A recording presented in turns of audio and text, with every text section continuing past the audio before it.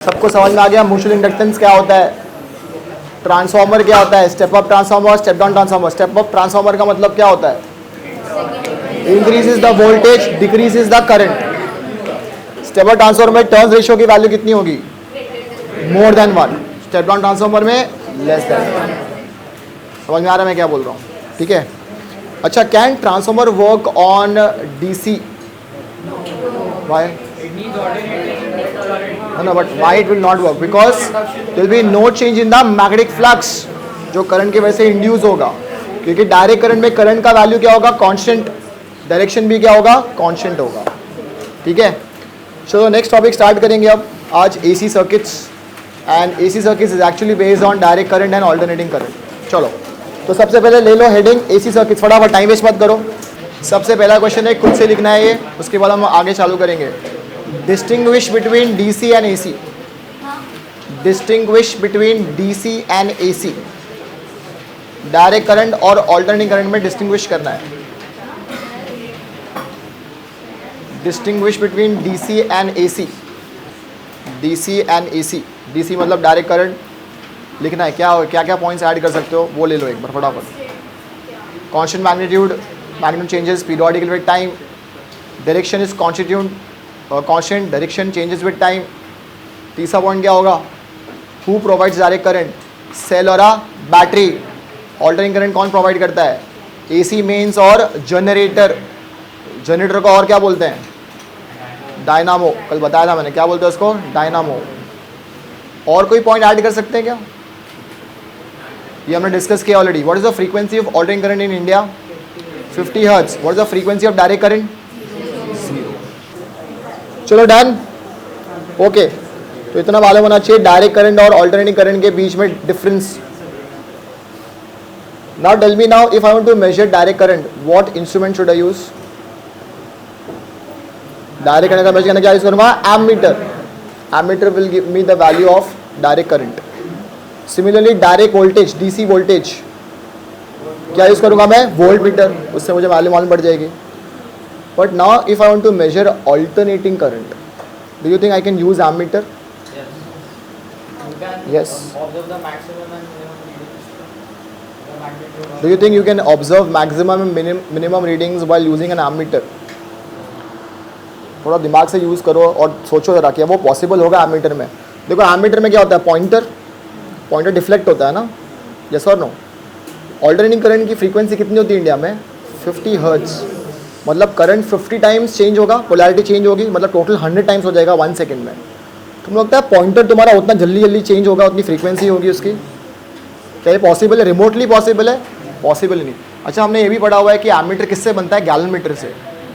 और हमने गैलोमीटर देखा था, मूविंग कॉइल गैलोमीटर में क्या होता है, उसमें टॉर्क जनरेट होता है, क्योंकि वहाँ पे स्ट्रिंग होती है, वो क्या होती है, घूमती है, राइट।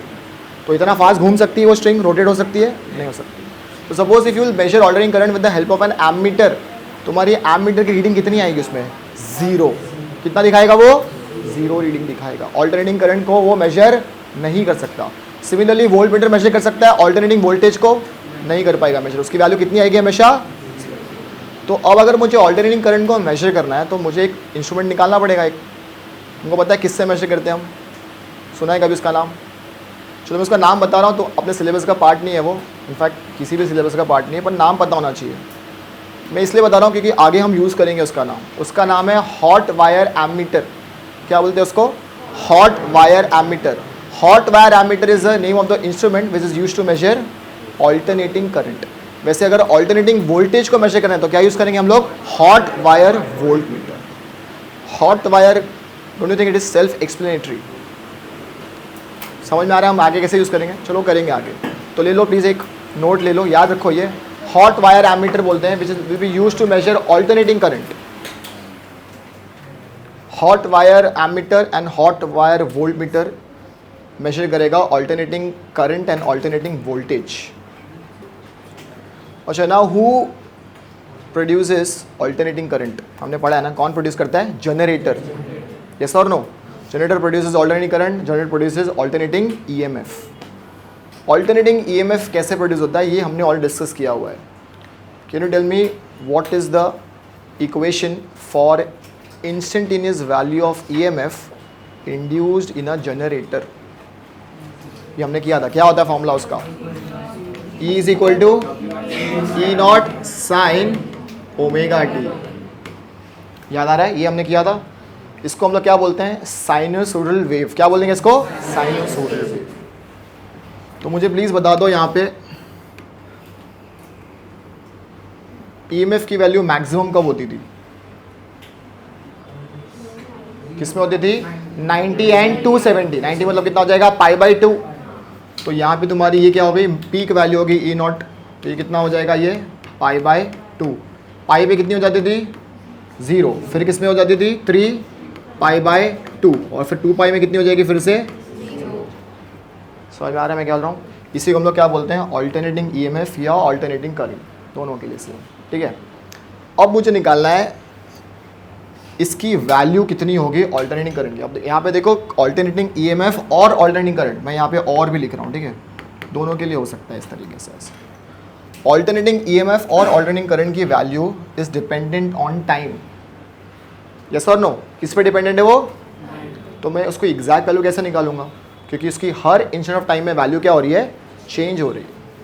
तो अब कैसे निकालूंगा मैं ऑल्टरनेटिंग करंट की वैल्यू, वैल्यू तो चाहिए मुझे, ऐसा थोड़ा है कि मैं जो भी टाइम पे देख रहा हूँ वो वैल्यू आ गई, मैंने वो मेजर कर लिया, ऐसा तो नहीं होगा। तो कैसे निकालेंगे इसकी वैल्यू, देखो देख के बता सकते हो, दो ही तरीका है। पहला तरीका क्या है, हम लोग एवरेज निकाल सकते हैं, क्या निकालेंगे, एवरेज वैल्यू निकालेंगे। अच्छा, इसको हम लोग क्या बोलते हैं, इसको बोलते हैं हाफ साइकिल, क्या बोलेंगे इसको, हाफ साइकिल। और ये पूरी क्या हो जाएगी, ये पूरी हो जाएगी वन कंप्लीट साइकिल हो जाएगी, यस और नो। इसमें पॉजिटिव हाफ है और नेगेटिव हाफ है।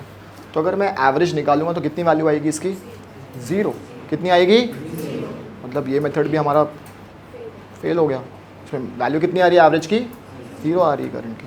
अच्छा, लेकिन अगर मैं सिर्फ हाफ साइकिल के लिए निकालूँ तो क्या मैं निकाल सकता हूँ वैल्यू, इसकी मैं निकाल सकता हूँ, यस और नो, इसकी मैं निकाल सकता हूँ। तो पहले देखते हैं कि इसकी वैल्यू कितनी होगी, एवरेज ईएमएफ और average current either.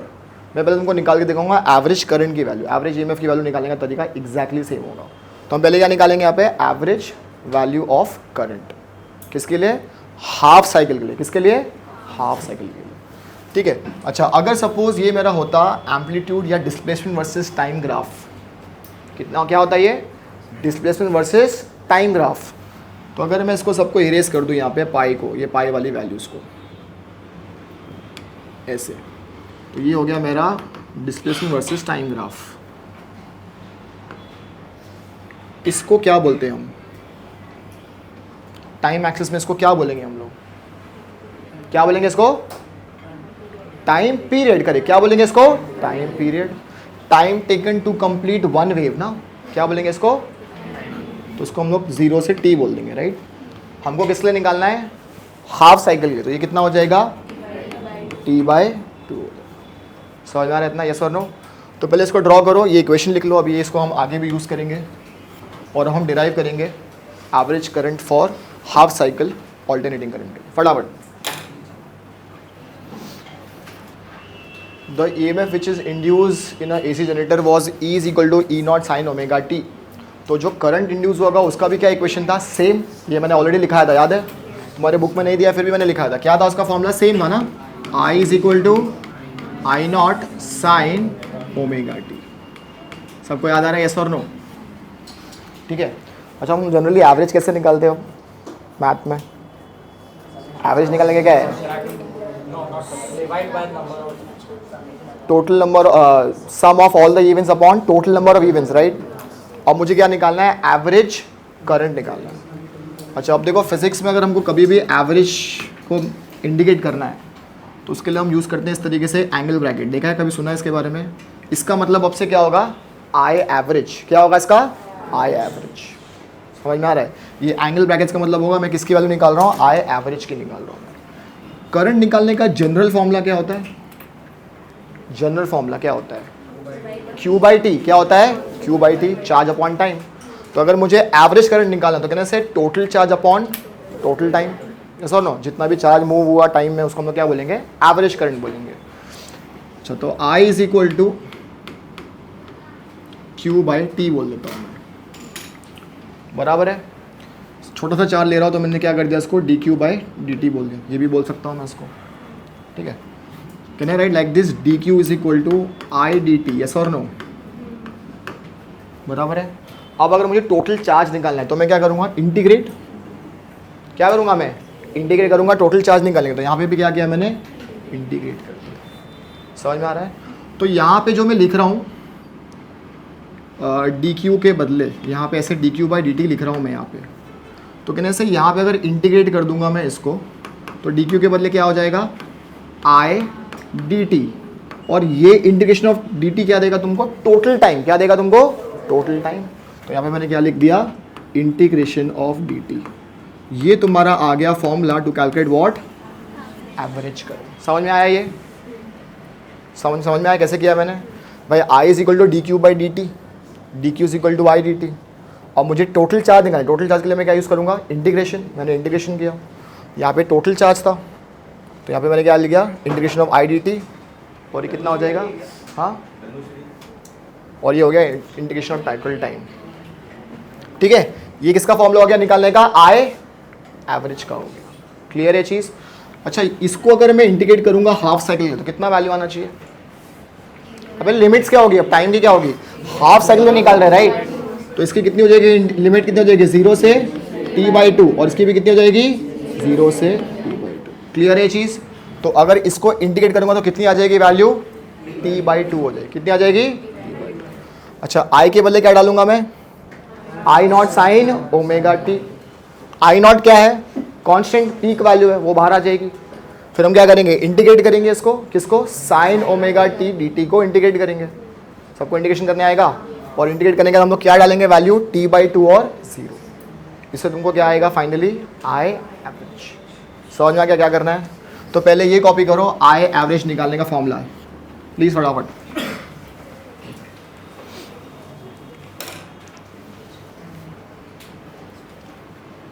I average निकालने का फॉर्मूला आना चाहिए, total charge upon total time. मैंने एक छोटा सा चार्ज लिया डी क्यू, उसको मैंने इंटीग्रेट करके क्या निकाला, टोटल चार्ज। मैंने छोटा सा टाइम लिया इंटरवल डी टी, उसको मैंने इंटीग्रेट करके क्या निकाला, टोटल टाइम निकाला। इतना समझ में आया कि नींद आ रही है अभी भी। तो ये एंगल ब्रैकेट्स का मतलब होगा क्या होगा, आई एवरेज। हेंस फोर्थ में पूरे टॉपिक में ये एंगल ब्रैकेट्स जब भी यूज़ करूँगा समझ लो मैं क्या निकाल रहा हूँ, उसका एवरेज। एवरेज का सिनोनिम क्या होता है, मीन। क्या होता है, मीन।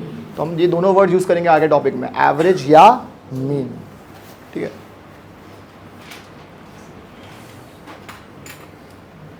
चलो इतना कॉपी कर लिया सब लोग ने, अब कुछ से ट्राई करोगे इंटीग्रेट। चलो मैं भी कर रहा हूँ बोर्ड पे, तुम भी ट्राई करो कुछ से। आई के बदले क्या डालोगे, I naught sine omega T. I naught क्या आएगा बाहर, क्यों, आई नॉट क्या है, कांस्टेंट है, पीक वैल्यू है वो।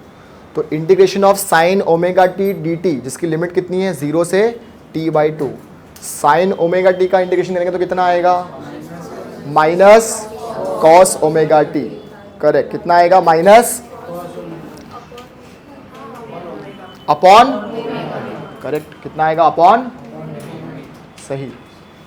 चलो ट्राई करो सब लोग खुद से।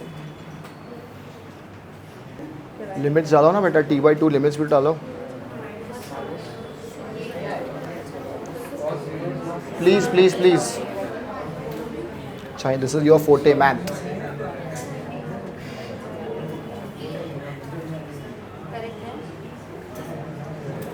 हाँ, t/2 तो बाहर आ जाएगा, t/2 कांस्टेंट है मतलब, वो तो बाहर आ जाएगा, बराबर है। साइन ओमेगा टी को इंटीग्रेट करेंगे तो minus cos omega T divide by omega आएगा। ये सबको आता है इतना इंटीग्रेशन में, गुड।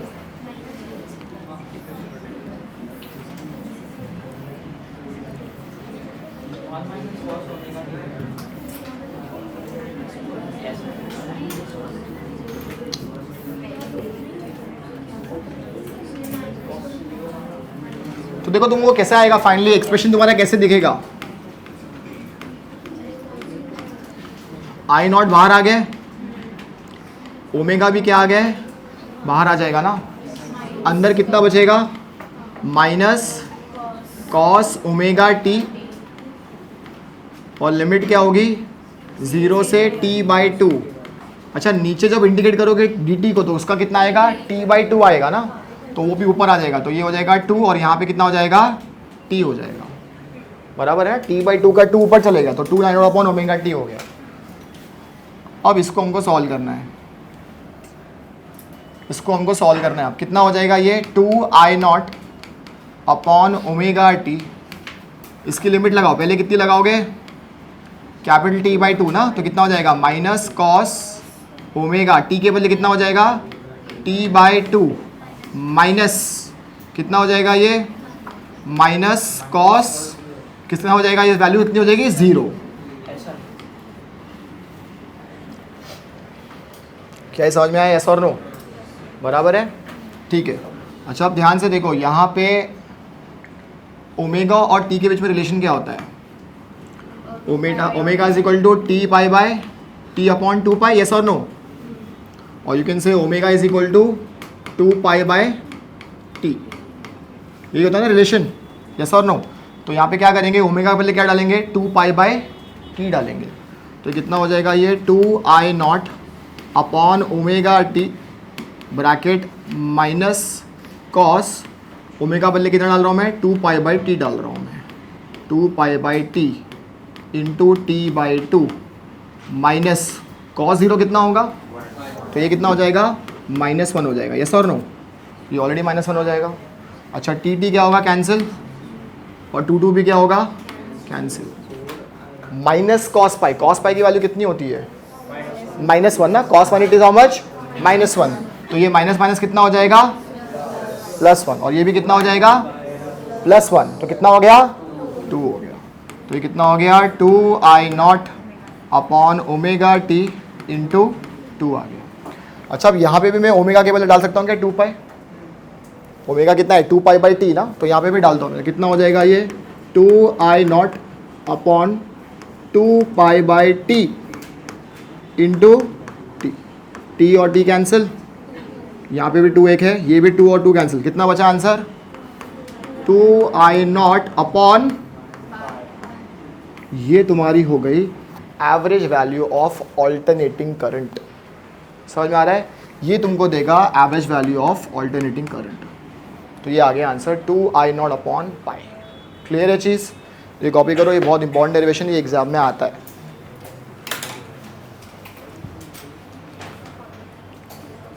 तो ये फॉर्मूला है, ये फॉर्मूला लर्न करना है बाय हार्ट फॉर CET कि आई एवरेज की वैल्यू क्या होगी 2I0 अपॉन पाई।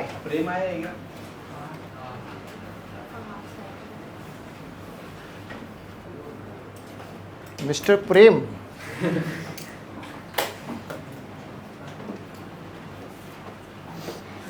अच्छा मुझे बताओ 2 बड़ी वैल्यू है कि पाई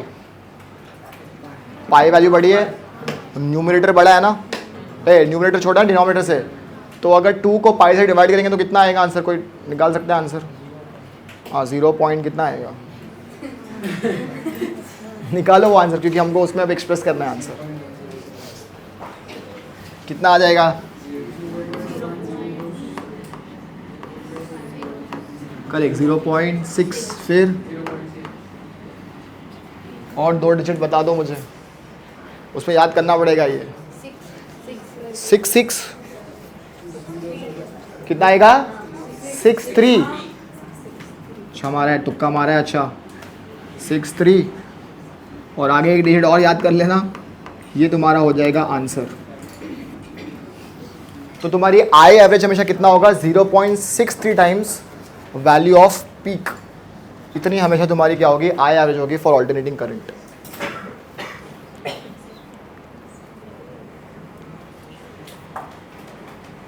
क्लियर है ये चीज़, ये हो गई आई एवरेज की वैल्यू हाफ साइकिल के लिए, करेक्ट लिखा है ना मैंने यहाँ पे T/2 ना, हाफ साइकिल के लिए, फुल साइकिल के लिए तो क्या होगी हमेशा 0 होगी। मतलब ये मेथड भी अब प्रॉपर तो नहीं है ना, अगर फुल, अब हम थोड़ा ना हमेशा हाफ साइकिल के निकालेंगे, करंट थोड़ा हाफ साइकिल में बहता है सर्किट में, तो this method is not a very popular method, तो इसको सिर्फ याद रखना है न्यूमेरिकल्स के पॉइंट ऑफ व्यू से, बाकी प्रैक्टिकल एप्लीकेशन का कुछ भी नहीं है इतना। तो अब मैं एग्जैक्ट वैल्यू कैसे निकालूंगा भाई ऑल्टरनेटिंग करंट की, मुझे वैल्यू तो चाहिए क्या, एरिया, तो बेटा अगर इसका तुम एरिया भी निकालोगे और इसका एरिया निकालोगे तो वो तो 0 ही हो जाएगा ना, उससे क्या फ़ायदा होगा। अच्छा मैं तुमको एक क्वेश्चन पूछ रहा हूँ, इसका सोच समझ के आंसर था, इसका आंसर पता होना चाहिए। अपने घर में जो वोल्टेज आ रहा है कितना आता है, 220 to 230 वोल्ट, वो भी ऑल्टरनेटिंग वोल्टेज है राइट। वो क्या वैल्यू है, पीक वैल्यू है क्या वो? Is it a peak value? Peak value तो नहीं है वो। Is it an instantaneous value? No, instantaneous value मैंने बताया था, it depends on time. Instantaneous value will depend on time. भाई 220 वोल्ट तो आ ही रहा है ना, तो वो ना ही इंस्टेंटेनियस वैल्यू है ना ही पीक वैल्यू है। क्या वो एवरेज वैल्यू है? वो एवरेज वैल्यू भी नहीं है। तो वो कौन सी वैल्यू है, वो हमको समझना है राइट। तो शायद तुम लोग ने पढ़ा होगा यहाँ पे, अभी सब लोग KTG पढ़ रहे हैं ना, KTG की एग्ज़ाम है ना अभी, उसमें तुम लोग ने कुछ रूट मीन स्क्वायर कुछ निकाला है, वेलोसिटी का निकाला है तुम लोग ने। वो कहाँ, वो लड़की आज आई नहीं है, उस दिन पूछ रही थी फॉर्मूला के लिए, वो आज एब्सेंट है वो। हम लोग यही कुछ करेंगे, रूट मीन स्क्वायर वैल्यू निकालेंगे, किसकी? करंट की निकालेंगे। तो वो जो तुम्हारे घर में भी 220 वोल्ट आ रहा है, वो क्या बेसिकली कौन सी वैल्यू है? वो RMS वैल्यू है। क्या है वो? RMS वैल्यू है। किसकी RMS वैल्यू है वो? वोल्टेज की। अब ये बहुत इंपॉर्टेंट है, इसको याद रखो, क्योंकि आगे न्यूमेरिकल्स में जब यूज़ करेंगे तो उसमें तो बार बार मेंशन नहीं करेंगे कि ये RMS है कि एवरेज है। अगर उन्होंने बोल दिया भाई a source has 220 volt 50 hertz frequency, तो तुमको दिमाग लगाना है कि 220 वोल्ट क्या वैल्यू दी वो लोग ने? RMS वैल्यू दी है। क्या दी है वो लोग ने? RMS वैल्यू दी है। समझ में आ रहा है मैं क्या बोल रहा हूँ? अब समझते हैं हम RMS वैल्यू होता क्या है। Let's understand that. तो तुम लोगों को मैं थोड़ी देर पहले बताया था एक how do we measure alternating current and alternating voltage. क्या यूज़ करते हैं हम लोग? Hot wire ammeter, hot wire volt meter. Hot wire मतलब हीट एनर्जी प्रोड्यूस होगी। हमको पता है जब भी करंट फ्लो होता है हीट एनर्जी क्या होती है? प्रोड्यूस होती है। तुमने अभी देखा एवरेज जब वैल्यू निकाल रहे थे करंट की, तो वो किस पे डिपेंड कर रहा था? डायरेक्शन ऑफ करंट पे ना। फुल साइकिल के लिए एवरेज वैल्यू कितनी हो रही थी? 0, क्योंकि डायरेक्शन ऑफ करंट पे डिपेंड कर रहा था। अब मुझे कुछ ऐसा निकालना है जो डायरेक्शन ऑफ करंट पे डिपेंड नहीं करेगा। कैन आई से heating effect does not depend on direction of current, क्योंकि हीटिंग इफेक्ट निकालने का फॉर्मूला क्या होता है? I square. तो अगर करंट की वैल्यू नेगेटिव भी होगी तो भी स्क्वायर होके क्या हो जाएगा वो? मतलब अब हीट एनर्जी को फर्क नहीं पड़ता, डायरेक्शन ऑफ करंट कुछ भी हो, उसकी वैल्यू क्या होगी? हमेशा सेम होगी। अब यही प्रॉपर्टी को यूज़ करके हम निकालेंगे RMS value of alternating current. समझ में आ रहा है मैं क्या बोल रहा हूँ? क्लियर है चीज़? अच्छा अभी देखो ध्यान से, ये तुमको ट्यूबलाइट दिख रही है, ट्यूबलाइट में से लाइट आ रही है बाहर, इसके अंदर ऑल्टरनेटिंग करंट जा रहा है। ऑल्टरनेटिंग करंट जा रहा है मतलब 50 टाइम्स चार्ज आगे जा रहा है, 50 टाइम्स चार्ज पीछे जा रहा है। यस और नो? इसका मैग्नीट्यूड भी शायद चेंज हो रहा है, डायरेक्शन डेफिनेटली चेंज हो रहा है। तो तुमको लगता है जब वो आगे जाएगा पीछे जाएगा तो ये लाइट को बेसिकली कैसा होना चाहिए? फ्लिकर होना चाहिए राइट। लेकिन हमको दिख रहा है क्या फ्लिकरिंग इफेक्ट? क्योंकि वो बहुत फास्ट हो रहा है। कितना हो रहा है वो? 50 हर्ट्ज। कितना हो रहा है? 50 हर्ट्ज। समझ आ रहा है मैं क्या? हमको मालूम नहीं पड़ रहा है वो चीज़, लेकिन अगर तुम उसकी फ्रीक्वेंसी को चेंज करते जाओगे तो तुमको समझ में आएगा कि बार बार ये क्या हो रहा है? बंद चालू हो रहा है। ठीक है। अब लेट्स से इसमें करंट जा रहा होगा 5 एम्पियर 7 एम्पियर करंट जा रहा होगा। ठीक है। तो करंट की डायरेक्शन बार बार क्या हो रही है? चेंज हो रही है। तो ये फ्लिकर हो रहा है, हमको मालूम नहीं पड़ रहा है चीज़। तो इसमें जो करंट फ्लो हो रहा है, क्या वो 7 एम्पियर करंट पीक वैल्यू है क्या? वो क्या वो एवरेज वैल्यू है क्या? वो एवरेज वैल्यू भी नहीं है। क्या है वो? एक RMS वैल्यू है। क्या है वो? एक RMS वैल्यू है। समझ में आ रहा है मैं क्या बोल रहा हूँ? अच्छा तो अभी जो मैं वापस बनाया था मैं फिर से बना रहा हूँ ये एक बार, ये साइनसोइडल वेव ये वाली। ठीक है। यहाँ से ये तुम्हारी पीक वैल्यू है करंट की। ठीक है। ये तुम्हारा था T/2 के लिए और ये T था। अब 0 से T/2 के लिए बीच में कहने से करंट की बहुत सारी वैल्यूज होगी at different instant of time. Yes और नो? क्या होगी? बहुत सारी वैल्यूज होगी at different instant of time. Let's say यहाँ पे कुछ वैल्यू होगी I1, यहाँ पे कुछ वैल्यू होगी I2, यहाँ पे पीक है, यहाँ पे I3, I4, इस तरह से बहुत सारी n वैल्यूज होगी। कितनी होगी? n वैल्यूज होगी। इनफैक्ट n वैल्यूज हम यहाँ तक के लिए क्यों ले रहे हैं? पूरी साइकिल के लिए लेते हैं ना। पूरी साइकिल के लिए क्या होगी? n वैल्यूज होगी। ठीक है। हीटिंग इफेक्ट का फॉर्मूला क्या होता है? I square RT। अब तुमको इमेजिन करना है कि एक वायर है, इसका रेजिस्टेंस क्या है? R है, उसमें से ऑल्टरनेटिंग करंट फ्लो हो रहा है। क्या फ्लो हो रहा है? ऑल्टरनेटिंग करंट फ्लो हो रहा है फॉर टाइम इंटरवल T। ठीक है। अच्छा मुझे निकालना है भाई करंट की एग्जैक्ट वैल्यू क्या है? I = I0 sin omega t से तो मैं निकाल नहीं सकता। मुझे निकालना है करंट की एग्जैक्ट वैल्यू क्या। तो मैं पहले क्या निकाल रहा हूँ? मैं एवरेज निकाल सकता हूँ क्या अब यहाँ पे मैं? हाँ, क्यों निकाल सकता हूँ? क्योंकि I स्क्वायर हो गया ना, तो नेगेटिव वैल्यू जो होगी करंट की वो भी क्या हो जाएगी? स्क्वायर हो जाएगी भाई, सब पॉजिटिव हो जाएगा। यस और नो? तो देखो ध्यान से, अब H = I को जाने दो पहले, रेजिस्टेंस है उस वायर का R और टाइम इंटरवल T के लिए फ्लो हो रहा है करंट। तो अगर मुझे करंट की एवरेज वैल्यू निकालनी तो कैसे निकालूंगा मैं? सेम ना, I1 square plus I2 square plus I3 square plus IN square divide by n, क्या हो जाएगा, डिवाइड बाय n। तो यहाँ पे मैं क्या लिखूंगा, I1 स्क्वायर, तो यहाँ पे लिखूंगा I1 square plus I2 square plus I3 square plus dot dot dot dot IN square divide by n। समझ में आ रहा है, ऐसा और नो, मैं एवरेज वैल्यू निकाल सकता हूँ, into what, into R into T, तब जाके कुछ हीट एनर्जी प्रोड्यूस होगी। कितनी प्रोड्यूस होगी, H प्रोड्यूस होगी। अच्छा, अब मैं क्या कर रहा हूँ, साइमल्टेनियसली सेम वायर लिया मैंने, उसका रेजिस्टेंस अभी भी कैपिटल R है, उसमें अभी भी एक करंट फ्लो रहा है, पर इस बार मैं करंट फ्लो कर रहा हूँ डायरेक्ट करंट। क्या कर रहा हूँ मैं, डायरेक्ट करंट फ्लो कर रहा हूँ for the same time interval T। ठीक है, मुझे क्या चाहिए, same amount of heat energy चाहिए। क्या चाहिए, same amount of heat energy वहाँ पे चाहिए। तो H is equal to I, ये कौन सा मेरा करंट है, DC है, is equal to RT, R into t. ये हीट एनर्जी और हीट एनर्जी क्या होना चाहिए, एग्जैक्टली सेम होना चाहिए। अब अगर इन दोनों को मैं कंपेयर करूँगा तो RR कैंसिल हो जाएगा, येस और नो, और TT भी क्या हो गया, कैंसिल। तो कहने से I स्क्वायर DC की वैल्यू कितनी हो गई, इसके जितनी हो गई, I1 square I2 square I3 square IN square by n। तो अगर मैं यहाँ पे लिखता हूँ इस तरीके से, I DC square is equal to I1 square plus I2 square dot dot dot dot IN square divide by n।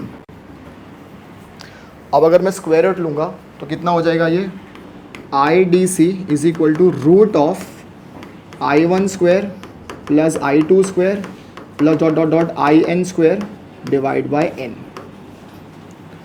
अब देखो यहाँ पे मैंने क्या स्क्वायर किया वैल्यूज़ को, क्या यहाँ पे मैंने मीन निकाला है, क्या मैंने रूट भी यूज़ किया है, तो उसको हम लोग क्या बोलेंगे, root mean square value of alternating current.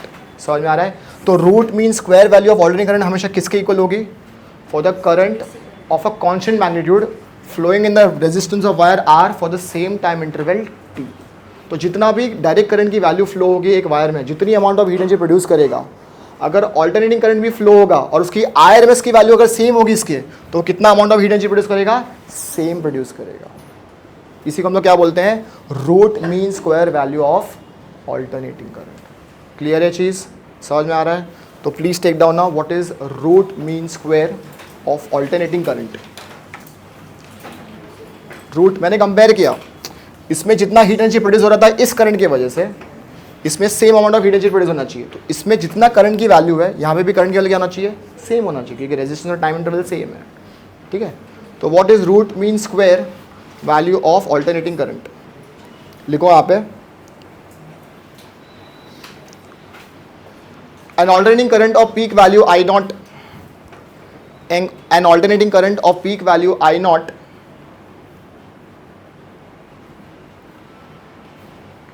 flowing through a resistance R,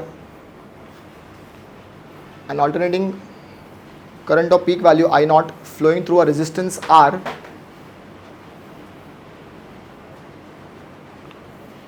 and let H be the heat produced, and let capital H be the heat produced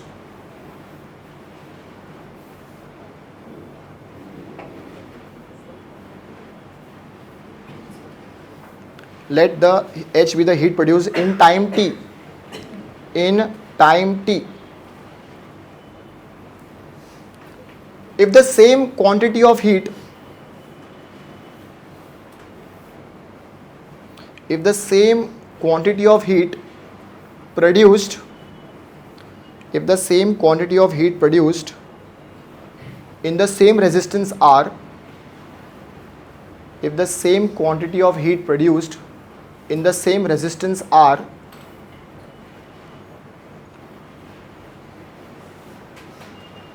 in the same time t, in the same time t, by passing a steady current, by passing a steady current, ये steady current का magnitude कैसा होना चाहिए, constant, क्योंकि direct current है ना, by passing a steady current of constant magnitude, by passing a steady current of constant magnitude through it, this steady current this steady current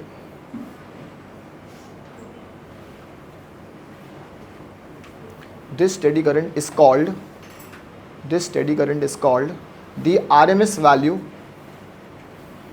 This steady current is called the RMS value of alternating current. This steady current is called the RMS value of alternating current. चलो अगला अब हमको derive करना है आई R M S की value कितनी होगी. I average की हमने ऑलरेडी वैल्यू निकाली, कितनी है 2 आई नॉट अपॉन पाई. अब हमको आई आर एम एस की निकालनी है. कैसे निकालेंगे अब, चलो बताओ मुझे अब कैसे निकालेंगे हम. क्या लिखना था पीछे का.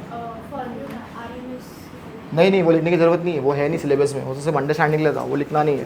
तो हमको सीधा आई आर एम एस की वैल्यू निकालनी है. अब तो आई का अभी भी कितना है, इंस्टेंटेनियस वैल्यू कितनी है, I naught sine omega T. I R M S के लिए हम लोग यूज़ करेंगे R dot M dot S, जैसे तुमने वहाँ पे स्पीड के लिए यूज़ किया था. हमको वो वैल्यू निकालनी है. आई आर एम एस का फुल फॉर्म क्या है, रूट मीन स्क्वायर. तो अब देखो रूट मीन स्क्वायर, ये 3 स्टेप करने हमको आई आर एम एस के निकालने. सबसे पहले क्या करोगे तुम, स्क्वायर. सबसे पहले क्या करोगे, स्क्वायर. उसके बाद क्या निकालेंगे, मीन. और उसके बाद हम क्या डाल देंगे, उसको रूट डाल देंगे. ठीक है. तो पहले इसको क्या करोगे तुम, स्क्वायर करो. तो कितना हो जाएगा ये, आई स्क्वायर कितना हो जाएगा ये, I naught square sine square omega T. ये हो गया पहला स्टेप स्क्वायर करके. अब इसका क्या निकालना है हमको, मीन निकालना है. मैंने बताया था मीन के लिए क्या सिंबल यूज़ करेंगे, एंगल ब्रैकेट. तो ये हो जाएगा आई स्क्वायर. तो इसका मीन निकालने का फॉर्मूला तो सेम रहेगा जैसे हमने पहले निकाला था, integration of I square D T upon integration of D t. Yes और नो. अच्छा अब ये किसके लिए निकाल रहे हैं, हाफ साइकिल की फुल साइकिल, फुल साइकिल के लिए निकाल रहे हैं. तो यहाँ पे कितना हो जाएगा, लिमिट 0 से t.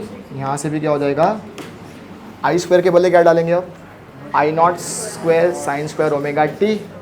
इसको क्या करेंगे, इंटीग्रेट, सब्स्टिट्यूट करेंगे लिमिट 0 से t और आंसर निकालेंगे. उसका जो आंसर आएगा फिर उसका क्या निकालेंगे हम लोग, रूट निकालेंगे. क्या निकालेंगे, तो वो तुमको क्या देगा, I R M S value. Start, चालू हो जाओ.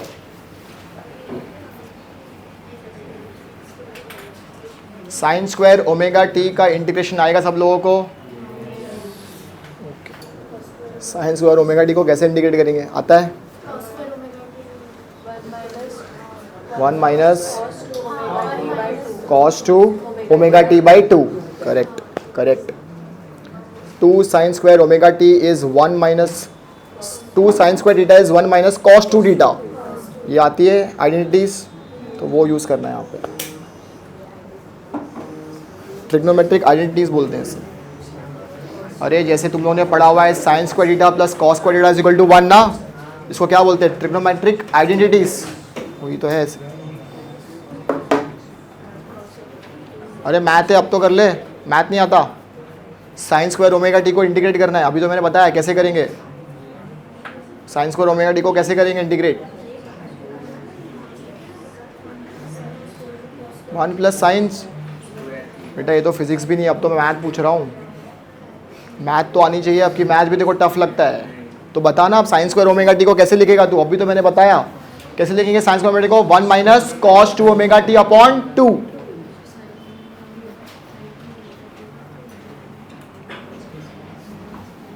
तो sign square theta is nothing but 1 minus cos 2 theta. ये होती है इसकी आइडेंटिटी. इसको बोलते हैं ट्रिग्नोमेट्रिक आइडेंटिटीज. ओहो स्ट्रगल है यहाँ पे भी. देखो जो लोग स्ट्रगल कर रहे हैं उनको मैं एक शॉर्टकट मेथड बता रहा हूँ. But this method is applicable only for board exams. अगर तुमको सपोज इसका इंटीग्रेशन करने नहीं आता है, तुम्हारे बुक में भी नहीं करके दिया लोग ने, तो सीधा वैल्यू याद कर लो. मैं बता दूंगा वैल्यू क्या है. अगर किसी को आगे आंसर तो बता दो, कितना आ रहा है इसका आंसर,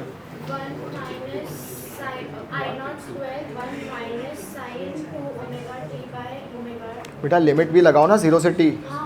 पूरा करके बताओ मुझे. आता है ये भी नहीं आ रहा है.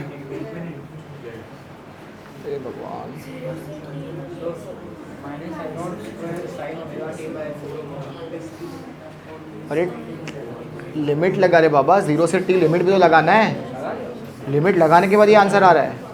तो ओमेगा और टी का रिलेशन तुमको पता है ना, omega is equal to t upon 2 पाई।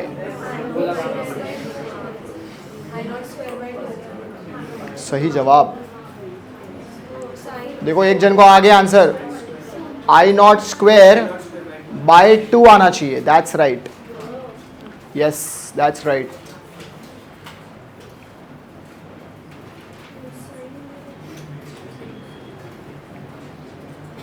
आया है आई नॉट स्क्वायर बाई 2।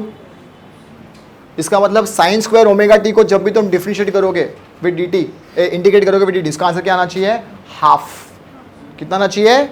इसका आंसर आना चाहिए हाफ, तभी तो आई नॉट स्क्वायर बाई 2 आ रहा है ना। तो ये लर्न कर लो please. Sine square omega T D T को इंटीग्रेट किया तो हाफ आना चाहिए, cos square omega T D T को इंटीग्रेट किया तो क्या आना चाहिए? हाफ आना चाहिए तब भी। और अगर sign omega T D T को इंटीग्रेट किया फॉर फुल साइकिल तो कितना आना चाहिए? 0। कितना आएगा? 0। मैं बोल रहा हूँ कि जब sign square omega T D T को इंटीग्रेट करोगे फॉर फुल साइकिल तो इसकी वैल्यू हमेशा कितनी आएगी? हाफ आएगी। मतलब t/2 आना चाहिए बेसिकली। समझ में आ रहा है मैं क्या बोल रहा हूँ? और अगर sign omega T D T को इंटीग्रेट करेंगे फुल साइकिल तो कितनी वैल्यू आना चाहिए? 0 आना चाहिए।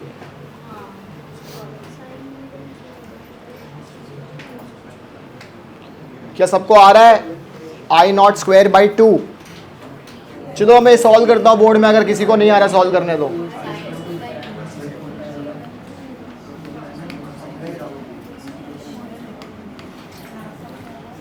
आई नॉट स्क्वायर को मैंने बाहर निकाल लिया है और इसका इंटीग्रेशन करेंगे तो कितना आएगा?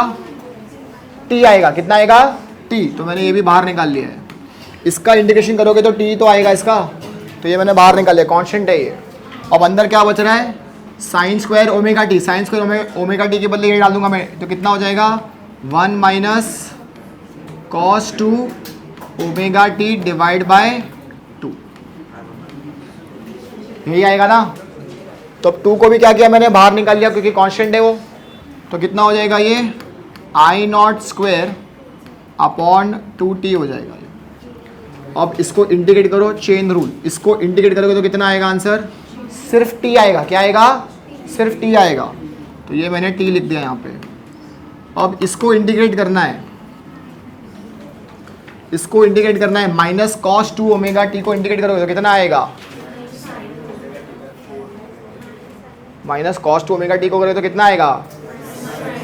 माइनस की प्लस, प्लस कितना आएगा? प्लस, लेकिन माइनस साइन है ना यहाँ पे, तो ठीक है ये माइनस है तो कितना हो जाएगा ये? साइन 2 ओमेगा टी अपॉन कितना आएगा नीचे? 4 ओमेगा। कितना आएगा? 2 ओमेगा। कितना बार आएगा? 2। इसकी लिमिट कितनी होगी? 0 से t होगी। यस और नो? सॉल्व कर लो, बचा के सॉल्व कर लो। लगा दो लिमिट। ओमेगा के बदले क्या डाल सकते हैं हम लोग? 2 पाई बाय t डाल सकते हैं। यहाँ पे t के बदले पहले क्या आएगा? Capital T। फिर t के बदले कितना आएगा? 0। यहाँ पे 0 आ गया तो ये पूरा टर्म क्या हो जाएगा? 0 हो जाएगा। उसको उड़ा दो, सिर्फ t डालना है यहाँ पे। निकालो गेट द आंसर। ऐसे आया बेटा सेम। तो कितना आएगा answer? I naught square by 2 आना चाहिए। तो ये शॉर्टकट आप याद करो। आई डोंट नो तुम लोग इसको सॉल्व कर पाओगे एग्जाम में, तो याद रखो integration of sign omega T D t for full cycle कितना होता है? हमेशा 0। Integration of cos omega T D t for full cycle कितना होगा? 0 होगा। फुल साइकिल के लिए 0 होगा हमेशा। फिर इंटीग्रेशन ऑफ 0 से t for sign square omega T D T, इसकी वैल्यू कितनी आएगी? t/2। सिमिलरली इंटीग्रेशन ऑफ 0 से t cos square omega T D T कितना आएगा? इसका वैल्यू भी t/2 आएगा। ये याद कर लो कुछ, ये तुमको काम आएगा क्योंकि डेरिवेशन में तुमको ये करके दिखाना नहीं है एग्जाम में। तुम डायरेक्टली लिख सकते हो integration of sine square omega T D t is equal to t/2। बराबर है? t/2 आएगा इसका इंटीग्रेशन। ऑलराइट, तो ये कहीं नोट कर लो। अब इसको आगे भी यूज़ करेंगे हम लोग, आगे टॉपिक में भी यूज़ करेंगे इस चीज़ को। तो integration of sign omega T D t for full cycle 0 आता है हमेशा। चाहिए तो करके देख लेना बाद में घर पे, 0 आएगा उसका वैल्यू।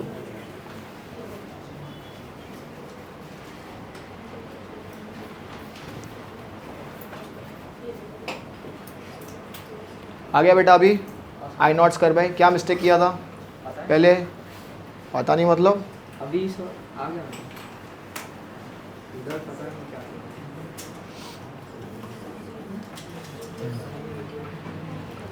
इसका कितना आ जाएगा answer, I naught square by,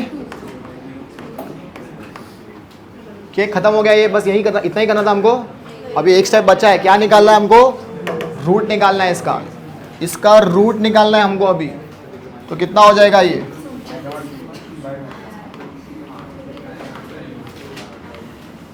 इसका रूट निकाल दो, इसका भी क्या निकालेंगे रूट, तो कितना हो जाएगा इसका root, I naught upon root 2। और इसको हम लोग क्या बोलते हैं, आई आर एम एस। तो यहाँ पे मैं लिख रहा हूँ I R M S is nothing but equal to I naught upon, ये तुम्हारा आ गया आंसर, ये आई आर एम एस की वैल्यू आई।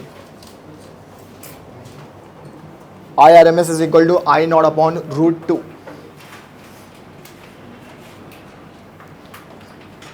तो जो हमारे घर में वैल्यू आ रही है करंट की और वोल्टेज की, वो क्या आ रही है, सेम वैल्यू आ रही है। तो अगर सपोज अगर हम लोग के घर में 220 वोल्ट का आ रहा है तो उसकी पीक वैल्यू कितनी रही होगी, हम निकाल सकते हैं ना, कितनी हो जाएगी 220 रूट 2। 220 रूट 2 अगर सॉल्व करोगे तो आई थिंक रूट 2 की वैल्यू होती है 1.414, मल्टीप्लाई करोगे तो आई थिंक आंसर आना चाहिए कुछ क्लोज टू 311 वोल्ट। तो हमारे घर में जो पीक वोल्टेज आता है वो कितना आता है, वो 311 वोल्ट का आता है पीक वोल्टेज। क्लियर है चीज़। अच्छा now similarly can I get E R M S, E मतलब ई एम एफ ना, उसका क्या आना चाहिए, एग्जैक्टली सेम आएगा, सेम डेरिवेशन सब सेम होगा, सिर्फ वहाँ पे वैल्यू कितनी हो जाएगी, E R M S will become equal to E naught upon root 2। तो ये भी कहीं कॉपी कर लो please, for E R M S. आया मैथ अभी कि तूने छाप दिया साइंस को ओमेगा टी, चल छाप देना बोर्ड में तो एटलीस्ट मिल जाएंगे मार्क्स। बोर्ड में you don't need to derive, तुम डायरेक्टली लिख सकते हो, खाली वो याद रखो, इंडिकेशन ऑफ साइंस को omega T D t for full cycle will be t/2 लिख सकते हो, बोर्ड तेरे लिए बनाया है लोगों ने। चलो done, E R M S. अच्छा मुझे बताता हूँ 1 अपॉन रूट 2 की वैल्यू कितनी होगी, हाँ 0.71 को, वो तो अप्रॉक्सीमेट हो गया ना, एग्जैक्ट वैल्यू कितनी होगी 0.707, कितनी होगी 0. ये वैल्यू याद कर लो प्लीज़। तो यहाँ पे हो जाएगा E R M S is equal to 0.707 E naught, 0.707 E naught, ये तुम्हारी हो गई ई आर एम एस की वैल्यू। क्लियर है चीज़। चलो अब नेक्स्ट खुद से डिराइव करके देखो मुझे, relation between E R M S and sorry I R M S and I average, क्या रिलेशन होगा, relation between I R M S and I average निकाल के दिखाओ मुझे। I R M S and I average हमने निकाला ना अभी पहले, कितना निकाला था हाफ साइकिल के लिए, 2 I naught upon pi. I R M S कितना निकाला हमने, आई नॉट अपॉन रूट 2। दोनों के बीच में रिलेशन कितना होगा, I upon I average into pi upon 2 root 2 बराबर, सही है। देखो ये रिलेशन मैंने लोगों को लिखवाया इसलिए कि कभी ये शायद न्यूमेरिकल्स में काम आए, बुक में तो नहीं दिया है पर ये शायद न्यूमेरिकल्स में काम आए। तो अगर तुमको वैल्यूज़ पता होगी या ये तुमको फॉर्मूला मालूम होगा, सिर्फ सब्स्टिट्यूट करके आंसर निकालना है। तो कितनी बार क्या करेंगे वो लोग, तुमको आई आर एम एस दिया होगा, बोलेगा तुम आई एवरेज निकालो, तो तुम ये फॉर्मूला से निकाल सकते हो एवरेज। क्लियर है चीज़। ओके नाउ सिमिलरली हमने जो आई एवरेज निकाला था ना हाफ साइकिल के लिए, same E average for half cycle का फॉर्मूला क्या होगा, एग्जैक्टली सेम होगा। क्या होगा, 2 ई नॉट अपॉन पाई हो जाएगा। क्या हो जाएगा, 2 ई नॉट अपॉन पाई। तो लिख लो please E average 2 E naught upon pi, 2 E naught upon pi, E average, E average हो जाएगा 2 E naught upon pi. If I'll ask you what is the value of EMF at pi/2, क्या तुम answer दे सकते हो उसमें, peak value ना कितनी होगी, ई नॉट, ईजिली दे सकता हूँ मैं। सो मैं पूछूंगा भाई 3π/2 में कितनी वैल्यू, तो तुम बता सकते हो माइनस ई नॉट, कोई इशू नहीं है। मैं पूछूंगा भाई इस पोजीशन में कितनी वैल्यू है, ये वाली पोजीशन में, ये इसे इजी डिटरमाइन करने के लिए कि मैं फटाक से बता दूँ भाई इसकी क्या वैल्यू होगी, नहीं इजी है, राइट। क्योंकि ये क्या है, साइनसॉइडल वेव है ये, इस तरीके से, राइट। तो अब इसको सिंप्लीफाई करने के लिए साइंटिस्ट लोगों ने कुछ चीज़ें बताई, किसके लिए, एसी सर्किट्स के लिए बनाई। So with the help of those things we can easily simplify the study of AC circuits, ठीक है। अच्छा पहले मुझे बताओ, करंट स्केलर क्वांटिटी है, वेक्टर क्वांटिटी है? करंट क्या है, एक स्केलर, क्या है वो, एक टेंसर क्वांटिटी, राइट। क्या है वो, एक टेंसर क्वांटिटी है। लेकिन अगर टेंसर क्वांटिटी नहीं है तो हम उसको कैसे अज्यूम करेंगे, स्केलर। और ईएमएफ डेफिनेटली क्या है, स्केलर है। ईएमएफ तो डेफिनेटली क्या है, स्केलर क्वांटिटी। तो अब साइंटिस्ट लोग ने अज्यूम कर लिया करंट को और ईएमएफ को एज वेक्टर्स। क्या अज्यूम किया लोग ने, वेक्टर। जैसे हमने एरिया को क्या अज्यूम किया था, एरिया वेक्टर, वैसे यहाँ पे लोगों ने क्या किया, अज्यूम किया है वेक्टर्स। पर ये वेक्टर्स नॉर्मल वेक्टर्स नहीं है, ये जो वेक्टर्स है ये रोटेटिंग वेक्टर्स है। कैसे है ये, रोटेट। अब देखो रोटेटिंग क्यों हो रही है, अगर ध्यान से देखोगे तो यहाँ पे हम वैल्यू निकाल रहे हैं 0 से π/2, पाई, 3π/2, 2π, ये घूम रहा है ना सर 360, यस और नो। तो वैसे उसको सिंप्लीफाई करने के लिए क्या बना दिया, एक रोटेटिंग वेक्टर्स बना दिया। अब देखो रोटेटिंग वेक्टर्स कैसे बनाएंगे हम लोग, ये जो लेंथ ऑफ द एरो होगी ये होगा मैग्नीट्यूड होगा। क्या होगा ये, जैसे हम वेक्टर को ग्राफिकली रिप्रेजेंट करते हैं, किसी को याद है, तुमने स्केलर वेक्टर में पढ़ा होगा, वेक्टर P, वेक्टर Q, किसका मैग्नीट्यूड ज़्यादा है, हाँ किसका मैग्नीट्यूड ज़्यादा है, P का ज़्यादा है ना। क्यों P का ज़्यादा है, क्योंकि the length of the arrow is bigger than Q ना। ये पढ़ा होगा तुम लोगों ने, इस तरीके से हम वेक्टर को रिप्रेजेंट कर देते हैं। ये वेक्टर का टेल होता है, ये वेक्टर का क्या होता है, हेड। याद आ रहा है ये। तो वैसे ही यहाँ पे भी जो ये रोटेटिंग वेक्टर है, ये जो लेंथ ऑफ द एरो, ये क्या रिप्रेजेंट करेगा, मैग्नीट्यूड। किसका मैग्नीट्यूड, ईएमएफ का, पीक ईएमएफ का। समझ में आ रहा है मैं क्या बोल रहा हूँ, ठीक है। अच्छा ये हॉरिजॉन्टल एक्सिस है, इस तरीके से ये एंगल में ऐसा रोटेट होगा, इसको हम लोग क्या बोलते हैं, रोटेटिंग वेक्टर्स। क्या बोलेंगे इसको, इस तरीके से रोटेट होगा। ये हमेशा कैसे रोटेट होगा, ये एंटी क्लॉकवाइज। अब ये बहुत इंपॉर्टेंट है, कैसे रोटेट होगा ये। अब तुम पूछोगे ऐसा क्यों, तो ये साइन कन्वेंशन है। जैसे मैथ में तुमने देखा होगा क्वाड्रेंट्स हम कैसे बनाते हैं, anti clockwise, first, second, third, fourth. वैसे यहाँ पे भी कैसे रोटेट होगा, वो एंटी क्लॉकवाइज रोटेट होगा ये। तो अब देखो यहाँ पे सिंस ये रोटेटिंग वेक्टर्स हो गया, तो अब मैं इजीली वैल्यू निकाल सकता हूँ कि कितनी वैल्यू होगी ई की। देखो कैसे, सपोज मैं पूछा था यहाँ पे ये एंगल मुझे एग्जैक्टली मालूम भी होगा तो भी ये वैल्यू निकालना डिफिकल्ट है। लेकिन अगर मुझे ये एंगल मालूम पड़ जाएगा, लेट्स से ये कितना एंगल हो गया, 35 डिग्री, तो यहाँ पे मैं अब इसको इजीली रिजॉल्व कर सकता हूँ। यस और नो, रिजॉल्विंग द कंपोनेंट्स याद है किसी को, ये कितना हो जाएगा, E0 cos 35, ये कितना हो जाएगा, E0 sin 35। एकदम ईजी हो गया मेरे लिए। तो इसको हम लोग क्या बोलते हैं, रोटेटिंग वेक्टर्स। क्या बोलेंगे इसको। अच्छा सिंस ये अब रोटेट हो रहे हैं ना, इस तरीके से क्या हो रहा है, ये रोटेट हो रहे हैं, राइट। तो जब रोटेट हो रहे होंगे तो इसकी कुछ स्पीड भी तो होगी। उस स्पीड को क्या बोलते हैं हम लोग, एंगुलर स्पीड। क्या बोलेंगे इसको, ये हम लोग उसको एंगुलर फ्रीक्वेंसी ही बोलते हैं। क्या बोलते हैं इसको, एंगुलर फ्रीक्वेंसी। हमने अभी एक रिलेशन निकला था, E is equal to what, E0 sine omega T, और I का भी क्या था, I is equal to I0 sine. तो ये रोटेटिंग वेक्टर की जो एंगुलर फ्रीक्वेंसी होगी वो कितनी होगी, हमेशा ओमेगा। और दोनों के लिए ओमेगा क्या है, सेम है। तो दोनों की जो एंगुलर स्पीड होगी I की या E की, दोनों कैसे रोटेट करेंगे, with the same angular frequency omega. कैसे रोटेट करेंगे हमेशा ये लोग, एंटी क्लॉकवाइज। कैसे करेंगे, एंटी क्लॉकवाइज। तो ये जो रोटेटिंग वेक्टर्स मैंने बनाया ना, इसको हम लोग बोलते हैं फेजर। क्या बोलेंगे इसको, फेजर। और ये जो डायग्राम मैंने बनाया है इसको बोलते हैं फेजर डायग्राम। क्या बोलेंगे इसको, फेजर डायग्राम। हमको आज यही पढ़ना है, फेजर एंड फेजर डायग्राम। तो फेजर का मतलब क्या होगा, रोटेटिंग वेक्टर्स। क्या होगा, रोटेटिंग वेक्टर्स। क्लियर है चीज़। नेक्स्ट ले लो पहले, what is phasor. What is phasor, PHASOR। What is phasor, लिखो PHASOR, फेजर लिखो। और rotating vector, rotating vector, a rotating vector that represents, a rotating vector that represents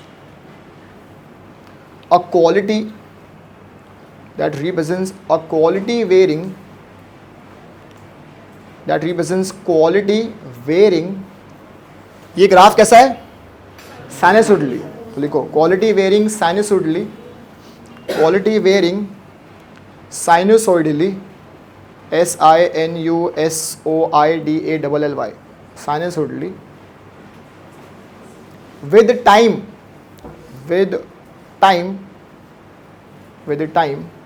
is called phasor,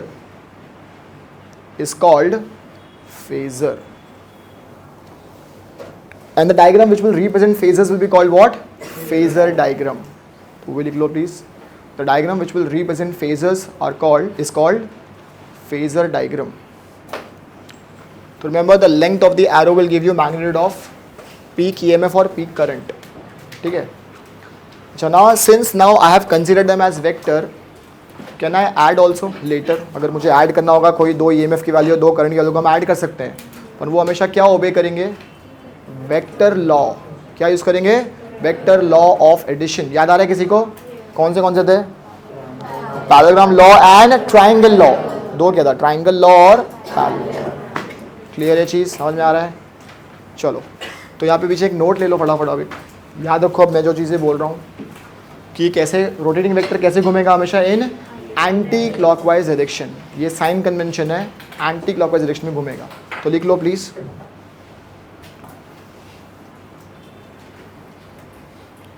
लिख लो वहाँ पे, the length of an arrow, the length of an arrow, the length of an arrow represents,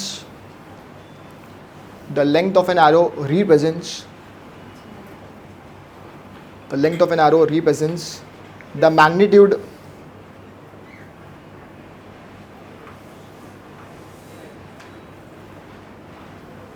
magnitude of maximum value. It represents the magnitude of maximum value of the quantity, तो हमको पता है peak value EMF की कितनी होती है, E not, और I की कितनी होती है, ये वो रिप्रेजेंट करेगा. तो ब्रैकेट में लिख दो I not and E not, ये रिप्रेजेंट करेगा, ये I not and E not.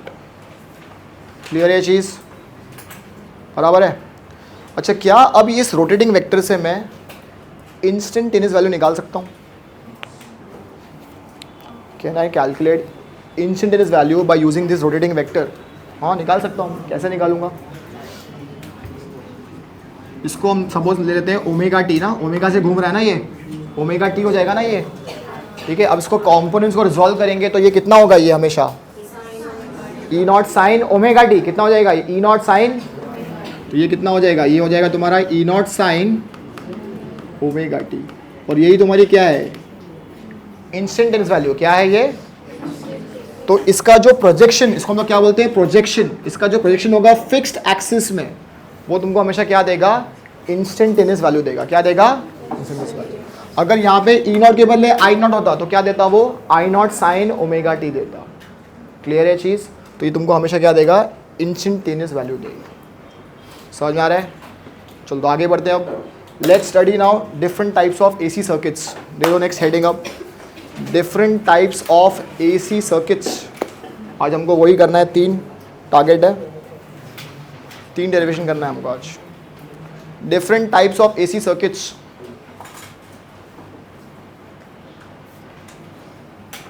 सबसे पहला ले लो heading, AC voltage, AC voltage applied to a resistor. AC voltage applied to a resistor. To a resistor. चलो अब डिराइव करेंगे इसको, इसका फेजर डायग्राम भी बनाएंगे अब.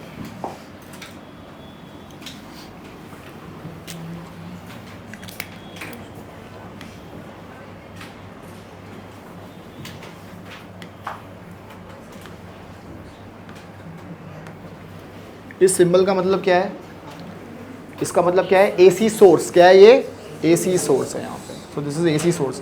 इसका EMF कितना है, E है. कितना है, ई है। अच्छा ऑब्वियसली यहाँ पे ऑल्टरनेटिंग है तो यहाँ पे बार बार टर्मिनल्स क्या होंगे, चेंज होंगे ना, तो डायरेक्शन में क्या होगा, चेंज होगा। मैं वो बार बार दिखा नहीं सकता, तो मैं अभी फिलहाल मान के चल रहा हूँ कि करंट ऐसे कुछ फ्लो हो रहा है, ऐसे, ठीक है। ये रेजिस्टेंस कितना है, आर है, इसको मैंने क्या मान लिया, आई मान लिया, ठीक है। ई की वैल्यू कितनी होती है, E naught sine omega T, कितना होगा, ई नॉट साइन ओमेगा टी होगा। अब करंट जब इसमें फ्लो होगा तो कहने से यहाँ पे कुछ पोटेंशियल डिफरेंस ड्रॉप होगा, हमको बताइए वो किसके इक्वल होना चाहिए, किसके इक्वल होगा, ई के इक्वल होगा, यस और नो, किसके इक्वल होगा, ई के इक्वल होगा। तो बाय ओम्स लॉ कहने से I will be nothing but equal to what, E by R, yes और नो, बराबर है। अच्छा ई कितना होता है, E naught sine omega T by R, correct. Suppose if I compare this equation with I is equal to I naught sine omega T, तो कहने से E naught by R will be nothing but equal to I naught, yes और no. तो I not का क्या आ जाएगा formula, I naught will be equal to what, E naught by, समझ में आ रहा है मैं क्या बोल रहा हूँ। तो ईएमएफ का कितना इक्वेशन है, साइन ओमेगा टी, इसका भी कितना है, same, I is equal to I naught sine omega t. अब मुझे बताओ क्या इन दोनों के बीच में कोई भी फेज डिफरेंस है, फेज डिफरेंस तुमने पढ़ा होगा वेव ऑप्टिक्स में अभी, राइट। क्या इन दोनों के बीच में कोई भी फेज डिफरेंस है, जीरो फेज डिफरेंस है, क्या है, जीरो फेज। इसका मतलब हम उसको बोलते हैं कि द करंट और the EMF is in phase, क्या है, वो दोनों फेज में है।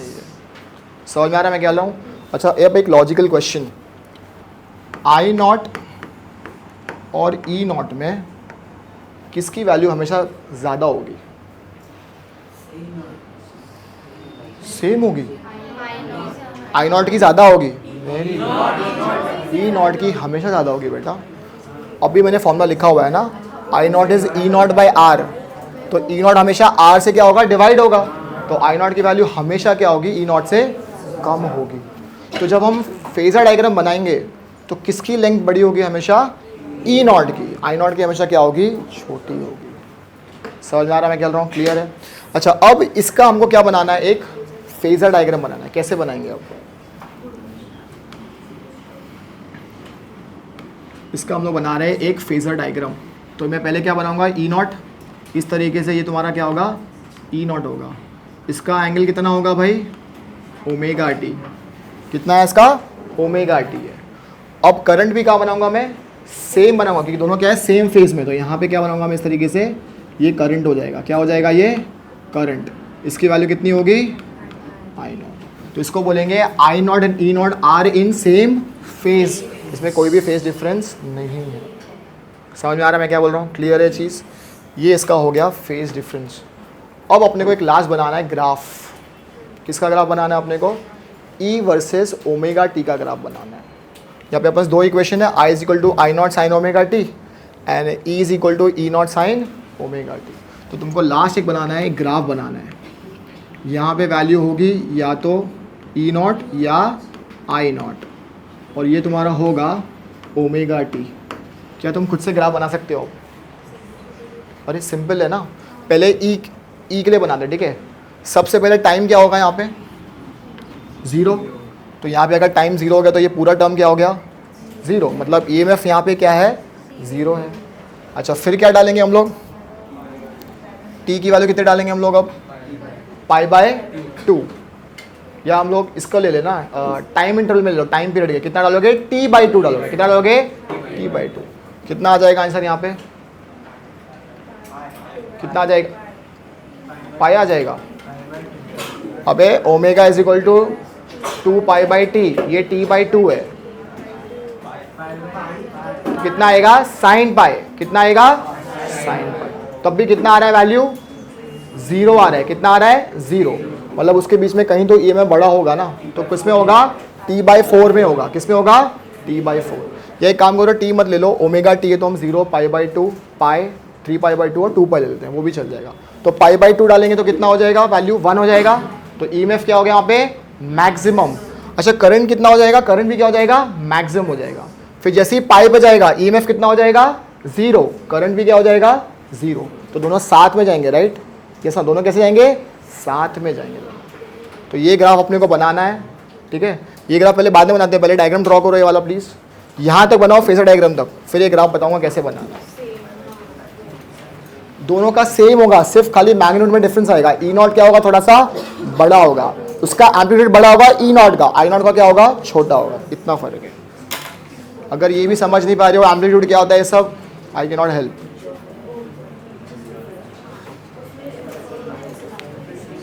ये कॉपी करो फटाफट, दिस इज इंपॉर्टेंट, ये आगे यूज करेंगे ये वाला रिलेशन न्यूमेरिकल्स में। I naught is equal to E naught by R. बना लिया phasor diagram, please arrow mark करो। एरो कैसा होगा, एंटी क्लॉकवाइज। अगर एरो गलत मार्क किया तो 0 मिल जाएगा फेजर डायग्राम में, एंटी क्लॉकवाइज होना चाहिए वो, anti clockwise.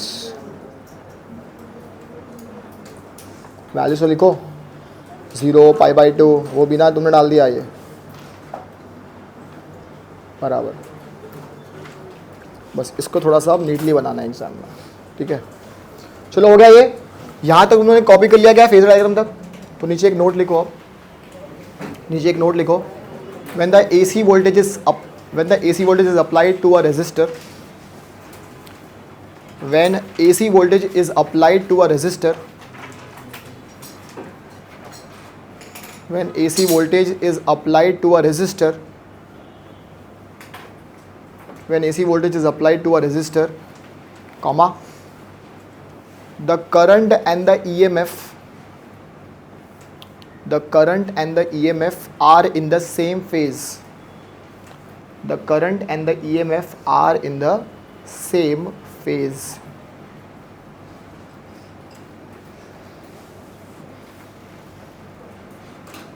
Are in the same phase. Clear है। अब इसका एक बार देख लो डायग्राम कैसे होगा। अब इसका ग्राफ देख लो एक बार।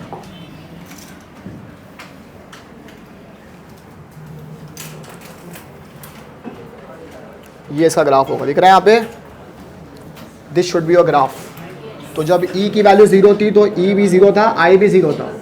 जब π/2 डाला तो यहाँ पे देखो वैल्यू क्या हो गई, मैक्सिमम E की भी और I की भी, लेकिन E का क्या है, एम्पलीट्यूड बड़ा है, I का छोटा है। फिर जब पाई आया तो देखो E भी 0 हो गया और I भी क्या हो गया, 0 हो गया।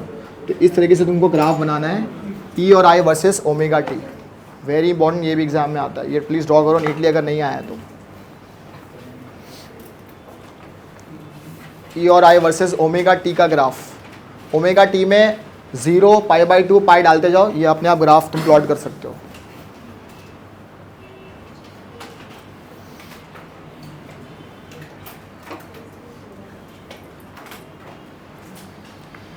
बना डाला, बना लिया।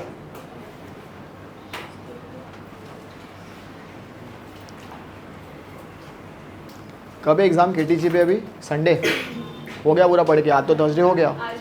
अच्छा आज चालू करोगे, वेरी गुड। स्कूल वाली हरकतें अभी भी हो रही है, 2 दिन पहले हो जाएगा पूरा पढ़ के केटीजी। केटीजी तो बहुत बड़ा टॉपिक है आई गेस। केटीजी छोटा सा है, केटीजी थर्मोडायनेमिक्स में बहुत फर्क है भाई। थर्मोडायनेमिक्स अलग टॉपिक है, केटीजी अलग टॉपिक है। केटीजी में देखो तुम लोगों को क्या क्या पढ़ना है, पहले डायग्राम अगर बना लिया तो तुम सोचो क्या क्या पढ़ना है तुमको। पहले उसमें तुमको पढ़ना है प्रेशर का डेरिवेशन, याद आ रहा है, pressure for an ideal gas. फिर मीन फ्री पाथ क्या होता है वो पढ़ना पड़ेगा तुमको। फिर क्या होता है, law of equipartition of energy, then degree of freedom, समझ में आ रहा है। Then Mayer's relation, CP - CV is equal to R, वो पढ़ना पड़ेगा। उसके बाद फिर degree of freedom for monatomic gas, diatomic gas, polyatomic, triatomic तो नहीं है। डायटॉमिक में तुम्हारे पास 2 है, एक रिजिड है और एक नॉन रिजिड कनेक्टर्स है, वो भी पढ़ना पड़ेगा। उसके बाद फिर तुम लोग जाओगे आगे तो तुमको आएगा फिर फेरीज ब्लैक बॉडी। उसके बाद फिर आएगा तुम्हारा स्टीफन किरचॉफ्स लॉ, फिर वाइन्स डिस्प्लेसमेंट, याद आ रहा है, lambda max is equal to B/T। उसके बाद फिर तुम्हारा coefficient of absorption, coefficient of reflection, coefficient of transmission, A + R + T is equal to 1। तुमको वो सब भी पढ़ना पड़ेगा। हाँ अब याद आ रहा है। मेरे को किसने बोला टॉपिक एकदम छोटू सा है, ये छोटा टॉपिक है। उसके बाद तुमको वो भी पढ़ना पड़ेगा, when the temperature of the body is less than the surrounding, तो रेडिएंट पावर का फॉर्मूला क्या होता है? When the temperature of the body is greater than the surrounding, radiant power का फॉर्म, रेडिएंट पावर क्या होती है, ये भी पढ़ना पड़ेगा। तो अगर तुमको लग रहा है ये बहुत छोटू सा टॉपिक है, ऑल द बेस्ट। ये हो गया बना के, नेक्स्ट नहीं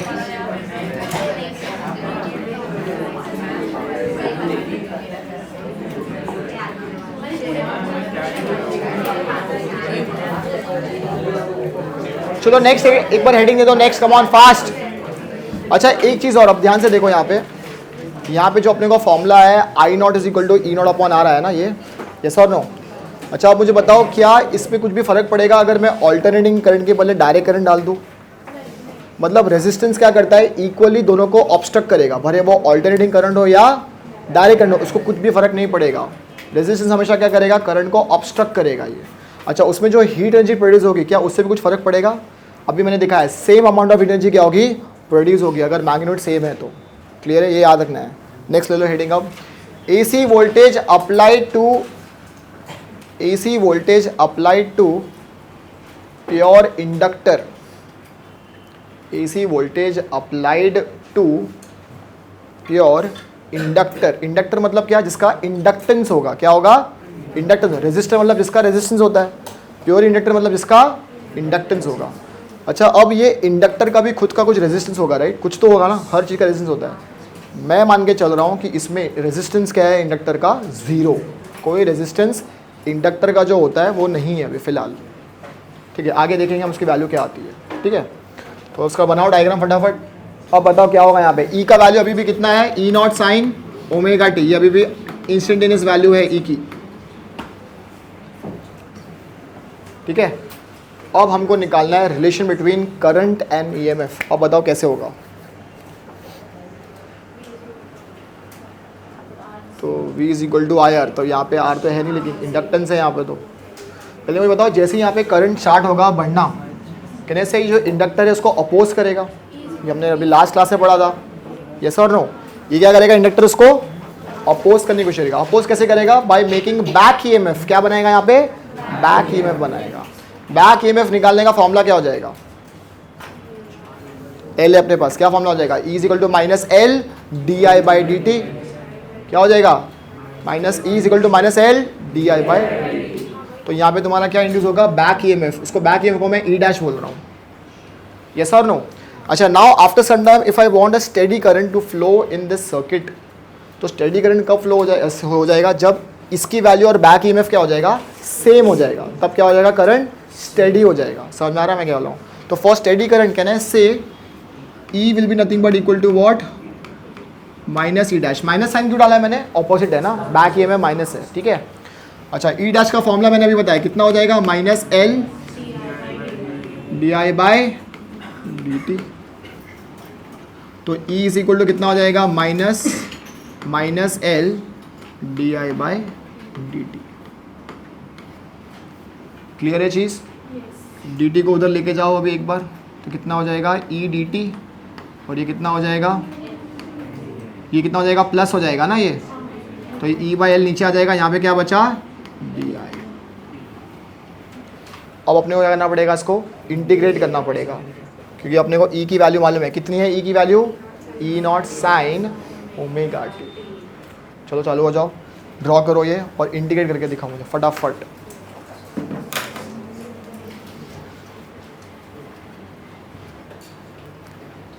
AC voltage applied to an inductor, pure inductor actually. E के बदले किधर डालेंगे हम लोग, E naught sine omega T, और E नॉट क्या कांस्टेंट है, तो E नॉट बाहर आ जाएगा। तुमको इंटीग्रेट करना है साइन ओमेगा टी को।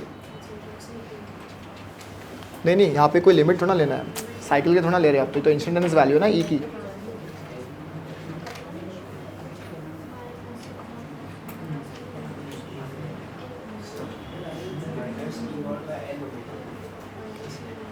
कॉस ओमेगा टी कहाँ गया,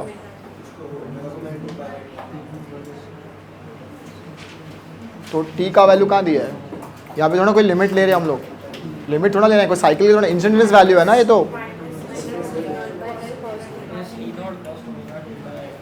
इसको इंटीग्रेट करोगे तो कितना आएगा यहाँ पे, यहाँ पे हो जाएगा आई तुम्हारा ई नॉट और एल बाहर आ जाएगा, तुमको इंटीग्रेट करना है sine omega sine omega T D t.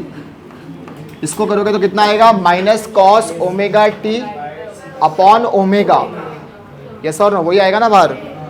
तो कितना हो जाएगा ये हो जाएगा तुम्हारा I is equal to E naught upon L, omega मैंने बाहर निकाल लिया, तो अंदर कितना बच रहा है ये माइनस कॉस ओमेगा टी, बराबर है। अच्छा अपना इक्वेशन क्या था करंट का, I is equal to I naught sine omega T था, मुझे अब कंपेयर करना है तो मुझे कॉस ओमेगा टी को क्या बनाना पड़ेगा, साइन के टर्म्स में बना सकता हूँ ना मैं, साइन ओमेगा टी या sine pi by 2 minus omega t लिख सकता हूँ, sine 90 minus theta is what nothing but what cos theta. अच्छा ये माइनस साइन में यहाँ पे निकाल रहा हूँ तो कितना हो जाएगा ये minus E naught omega L, और ये किस में करना हो जाएगा sign pi by 2 minus omega T, समझ में आया ये। कॉस ओमेगा टी कितना होता है sign pi by 2 minus omega T, लेकिन मेरा इक्वेशन अभी भी सही नहीं बैठा ना, साइन ओमेगा टी होना चाहिए ना फेस एंगल के लिए। तो अगर मैं ओमेगा टी को यहाँ पे ले लूँ, पाई बाई 2 का वहाँ पे ले लूँ, तो मैं माइनस साइन बाहर निकाल सकता हूँ। तो कितना हो जाएगा ये I is equal to minus E naught upon omega L, ये कितना हो जाएगा sine omega T minus pi by 2, क्या निकाला मैंने बाहर साइन निकाला माइनस, तो ये माइनस माइनस क्या हो जाएगा प्लस, तो कितना आ गया I is equal to E naught upon omega L sine omega T minus pi by 2, yes और नो। अब मेरा इक्वेशन को मैं कंपेयर कर सकता हूँ, I is equal to I naught sine omega T. अच्छा ये पाई बाई 2 क्या आ गया, अब यहाँ पे फेज डिफरेंस आ गया, क्या आ गया फेज डिफरेंस। इसके बीच में और ईएमएफ के बीच में कितना फेज डिफरेंस है, कौन लैग कर रहा है, कौन लैग कर रहा है, कहने से करंट इज लैगिंग ना, माइनस पाई बाई 2 मतलब current is what lagging EMF, या तुम बोल सकते हो EMF leads current by pi by 2, either या तो करंट लैग कर रहा है ईएमएफ से पाई बाई 2 से, या ईएमएफ लीड कर रहा है करंट को बाय पाई बाई 2। तो यहाँ पे फेज डिफरेंस आ गया, कितने का आ गया है पाई बाई 2 का। तो मतलब ये कि जब एसी वोल्टेज अप्लाई करोगे इंडक्टर में तो उसमें करंट और EMF are not in phase, उसमें करंट लैग कर रहा है कितने से पाई बाई 2 से। क्लियर है चीज़, पहले यहाँ तक कॉपी करो फटाफट। Finished. I is equal to E naught upon omega L sine omega T minus pi by 2। Now compare this equation with I is equal to I naught sine omega T. इसको I is equal to I naught sine omega T से compare करो तो कहने से I naught की value हो जाएगी E naught upon omega L, yes और नो, कितना हो जाएगा, तो आई नॉट तुम्हारा कितना हो जाएगा E naught upon omega L. Very very important relation, इसको पहले लिखो, इसमें पहले कंपेयर करो, comparing this equation with I is equal to I naught sine omega T, उसके बाद तुमको मिलेगा I naught is equal to E naught upon omega L. अच्छा अब इसको कंपेयर करो, जो पहला हमारा आया था रेजिस्टेंस वाला, हमारा क्या आया था I naught is equal to E naught by R आया था, दोनों को कंपेयर करो तो कहने से ये जो यहाँ पे काम कर रहा है किसका काम कर रहा है, ये रेजिस्टेंस का, किसका काम कर रहा है ये, मतलब मैंने जो पहले बोला था प्योर रेजिस्टेंस नहीं, इसमें कुछ तो रेजिस्टेंस अब है। इस रेजिस्टेंस को हम लोग बोलते हैं इंडक्टिव रिएक्टेंस। क्या बोलेंगे इसको, इंडक्टिव रिएक्टेंस। इंडक्टिव रिएक्टेंस का मतलब क्या होगा, resistance provided by the inductor. ठीक है, तो यहाँ पे ये लिखो, उसके बाद फिर लिखो यहाँ पे omega L, omega L is the resistance provided by the inductor, omega L is the resistance provided by the inductor, omega L is the resistance provided by the inductor called inductive reactance, called inductive reactance। देखो अब inductive reactance का symbol क्या होता है, अब ये बहुत important part है, इसमें बहुत सारे न्यूमेरिकल्स आने वाले हैं। इसका सिंबल होगा, इसका सिंबल होगा XL। क्या सिंबल होगा इसका, X और नीचे, इसको हम लोग बोलते हैं इंडक्टिव रिएक्टेंस। इसका फॉर्मूला हो जाएगा omega L. Please take down this, XL will be equal to omega L, ये फॉर्मूला होगा उसका निकालने का। तो by looking at the formula you can easily figure it out कि यहाँ पे इंडक्टिव रिएक्टेंस किस पे डिपेंड करेगा, इंडक्टेंस पे डिपेंड करेगा और एंगुलर फ्रीक्वेंसी पे डिपेंड करेगा। अच्छा, ओमेगा का फॉर्मूला क्या होता है in terms of frequency, linear frequency 2πf। तो यहाँ पे फॉर्मूला क्या हो जाएगा, और एक XL is equal to 2πf। ये भी कॉपी करो, ये भी फॉर्मूला इंपॉर्टेंट है। XL is equal to 2πf क्योंकि omega is equal to 2πf। हाँ L 2πfl। Okay, now tell me, suppose if I allow direct current to pass through the inductive reactance, will it allow or will it block? If I allow direct current to pass through the inductive reactance, will it allow or will it block? Allow नहीं करेगा। मुझे बताओ direct current की frequency कितनी होती है, 0। तो अगर ये वैल्यू 0 हो गई तो ये पूरा टर्म कितना हो जाएगा। अगर इंडक्टिव रिएक्टेंस ही 0 हो गया मतलब उसमें पूरा का पूरा करंट क्या होगा, इजीली फ्लो होगा। भाई रेजिस्टेंस ही खत्म हो गया इंडक्टर का, तो करंट इजीली क्या होगा, फ्लो होगा। So it will definitely allow to pass what, direct current. तो इमेजिन करो तुम्हारे पास एक सोर्स से करंट आ रहा है जो कि मिक्सचर है डायरेक्ट करंट का थोड़ा सा और ऑल्टरनेटिंग करंट का। ये कैसे, तुम लोगों ने मॉडर्न फिजिक्स पढ़ लिया, सेमीकंडक्टर्स पढ़ लिया है क्या? सेमीकंडक्टर पढ़ोगे तब समझ में आएगा। तो एक मिक्सचर आ रहा है जिसमें तुम्हारे पास थोड़ा सा कंपोनेंट है डायरेक्ट करंट का, थोड़ा सा ऑल्टरनेटिंग करंट का। तुम चाहते हो कि सर्किट में सिर्फ डायरेक्ट करंट पास हो, तो तुम क्या लगाओगे वहाँ पे, इंडक्टर लगाओगे। क्या लगाओगे, इंडक्टर। इंडक्टर से जैसे डायरेक्ट करंट पास होगा इंडक्टर क्या करेगा, उसको अलाउ कर देगा, निकल जाएगा वो आगे। अच्छा, अब मुझे बताओ अगर मैंने frequency, high frequency of alternating current लिया, ऑल्टरनेटिंग करंट जिसकी फ्रीक्वेंसी क्या है, हाई है, तो अगर फ्रीक्वेंसी हाई होगी तो ये भी वैल्यू क्या हो जाएगी, हाई हो जाएगी। ये हाई हो जाएगी तो क्या हो, करंट पास होगा उसमें से। इसका मतलब ये क्या ब्लॉक करेगा, alternating current of high frequency. क्या ब्लॉक करेगा, alternating current of high frequency. क्या अलाउ करेगा पास होने के लिए, डायरेक्ट करंट को पास होने देगा। क्लियर है चीज़? तो प्लीज़ लिख लो अब नीचे नोट, अब ये सारी चीज़ें पता होनी चाहिए अपने को, तो ले लो। For direct current, for a direct current frequency is equal to 0। For direct current, for direct current frequency is equal to 0. For direct current frequency is equal to 0. Therefore XL will become equal to 0. Therefore XL will become equal to 0. That is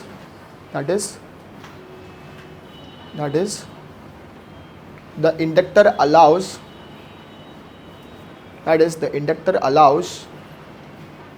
direct current to pass through.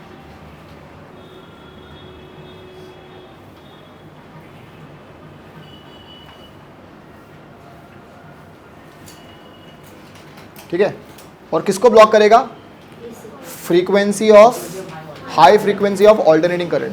जिस alternating current की frequency ज़्यादा होगी उसको क्या करेगा, वो block करेगा। लिखो प्लीज वो भी, it will block high frequency of alternating current. It will block high frequency of alternating current.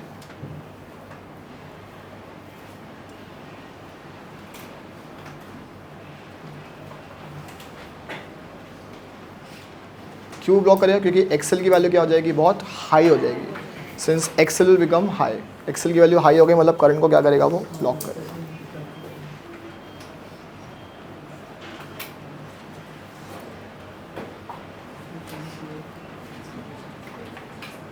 Finished? Now can you please draw on your own the phasor diagram for this case? You have to draw what? Phasor diagram. E not की value अभी भी I not से क्या होगी भाई, ज़्यादा होगी वो। अब यहाँ पे क्या हो रहा है, I नॉट क्या हो रहा है, लैग हो रहा है कि लीड हो रहा है, लैग हो रहा है। तो कैसे बनाओगे आप, I/2 मतलब 90 ना। प्लीज़ बनाओ, मुझे बताओ, बनाओ। ऐसे और तैसे बनाना है वो।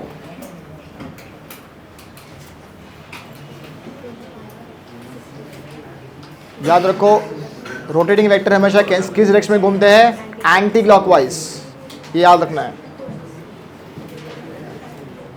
ऐसे बनाओ एक बार,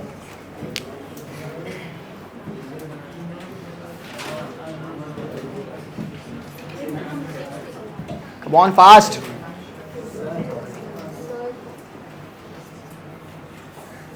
नहीं,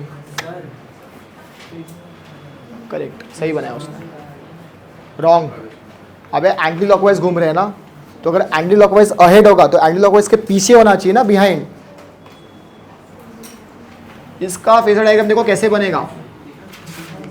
ये तुम्हारा अभी भी क्या है, ई नॉट, ये अभी भी कैसे घूम रहा है, ये ओमेगा टी। तो क्या हो रहा है यहाँ पे करंट इज लैगिंग ना, कितने से, π/2 से। तो करंट यहाँ पे थोड़ा आएगा, करंट इसके पीछे आना चाहिए ना, यस और नो। तो कैसे आएगा करंट यहाँ पे, ऐसे आएगा, ऐसे आएगा। ये तुम्हारा आई नॉट हो गया। ये एंगल कितना होना चाहिए दोनों के बीच में, 90। कितना होगा ये, 90 होगा।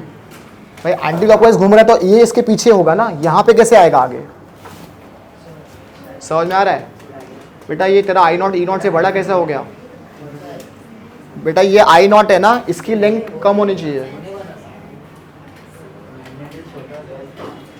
हाँ बेटा, आई नॉट का मैग्नेट छोटा होगा ई नॉट से, इसको बड़ा कैसा कर दिया तुमने। इज इट क्लियर, समझ में आ रहा है। ये फेजर डायग्राम है। अब इसका ग्राफ भी प्लॉट करके दिखाओ, किसके बीच में, ई और आई वर्सेस ओमेगा टी। π/2 पे क्या मैक्सिमम होगा बेटा, अभी भी ई नॉट। ई नॉट तो अभी भी मैक्सिमम होगा π/2 पे। हाँ, तो π/2 में आई नॉट की वैल्यू, आई की वैल्यू कितनी हो जाएगी, 0 हो जाएगी। करेक्ट। तुमको वैसा ग्राफ बनाना है, बना सकते हो, पहले ट्राई करो। मैं बता रहा हूँ, ग्राफ बता रहा हूँ मैं। थोड़ा नीटली बनाओ गाइस, ये ग्राफ नीटली बनाओ, ये एग्जाम में आता है, रफ वर्क मत बनाओ। एक मिनट पहले ये फेजर डायग्राम सब लोगों ने बना लिया है क्या, नीचे पहले एक नोट तो ले लो फटाफट, पहले एक नोट ले लो पहले फेजर डायग्राम के नीचे। When AC voltage is applied to inductor, when AC voltage is applied to an inductor,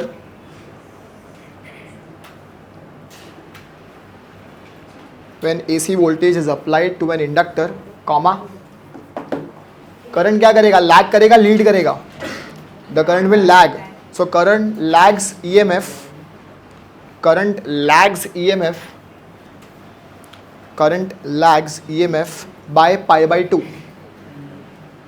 current lags EMF by π/2। चलो अब बना दो ग्राफ फटाफट, ये फटाफट बनाओ, फिर हम लोग एक डेरिवेशन और करेंगे, उसके बाद फिर सम गुड क्वेश्चंस।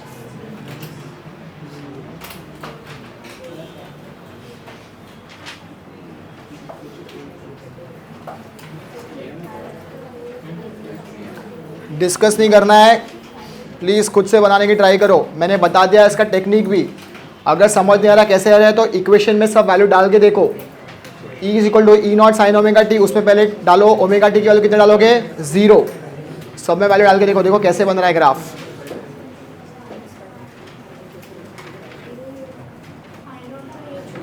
आई नॉट की वैल्यू अगर तुम ओमेगा टी माइनस π/2 है ना, तो अगर ओमेगा टी तुमने 0 डाला सपोज, तो 0 माइनस π/2 इज माइनस π/2 ना बेटा, तो minus π/2 is minus I naught ना, तो आई नॉट नीचे से चालू होना चाहिए, राइट।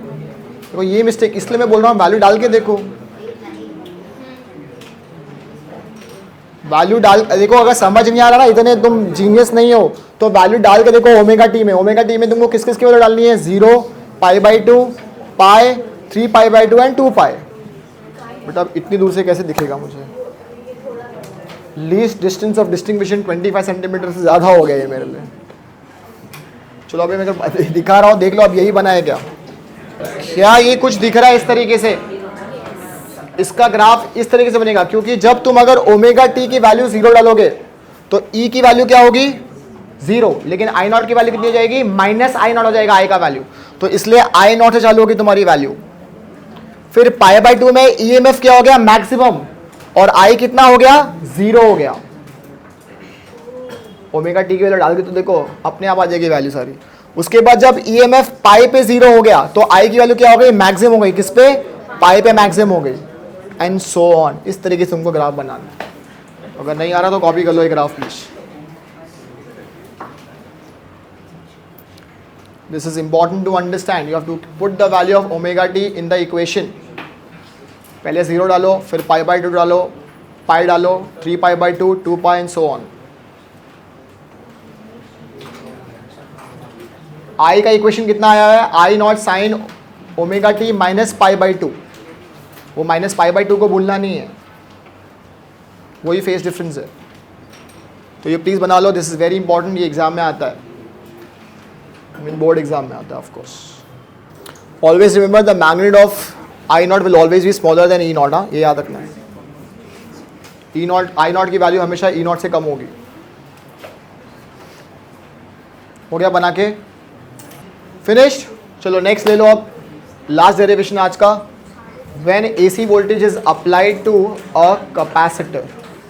अब बताओ क्या होगा यहाँ पे, ये तो इलेक्ट्रोस्टैटिक्स में पढ़ाई होगा तुम लोगों ने। What will happen now when the current starts flowing across the capacitor, what will happen? पहले मुझे बताओ कैपेसिटर होता क्या है, what is capacitor? Which stores charges, yes और नो? तो जैसे ही करंट फ्लो होगा यहाँ से, उसमें क्या हो जाएगा, चार्ज बनना चालू हो जाएगा, चार्ज स्टोर करेगा वो, ठीक है। अच्छा, चार्ज बनेगा तो कहने से यहाँ पे पोटेंशियल डिफरेंस ही बनेगा, यस और no? What is the relation between charge and potential difference? Q is equal to C V, correct. क्या हो जाएगा, Q इज इक्वल टू, समझ में आ रहा है मैं क्या बोल रहा हूँ? अच्छा, अब हमको क्या Q का रिलेशन पता है इन टर्म्स ऑफ I, वो भी पता है। Q is equal to IT कर सकते हैं हम लोग। तो अगर मैंने चार्ज एकदम छोटा सा ले लिया dq और टाइम इंटरवल भी क्या ले लिया छोटा सा dt, तो क्या अब हम I को निकाल सकते हैं I का रिलेशन E से? अब मैंने सब बता दिया, ट्राई करो एक बार खुद से। Q is equal to C V, think Q is equal to C we.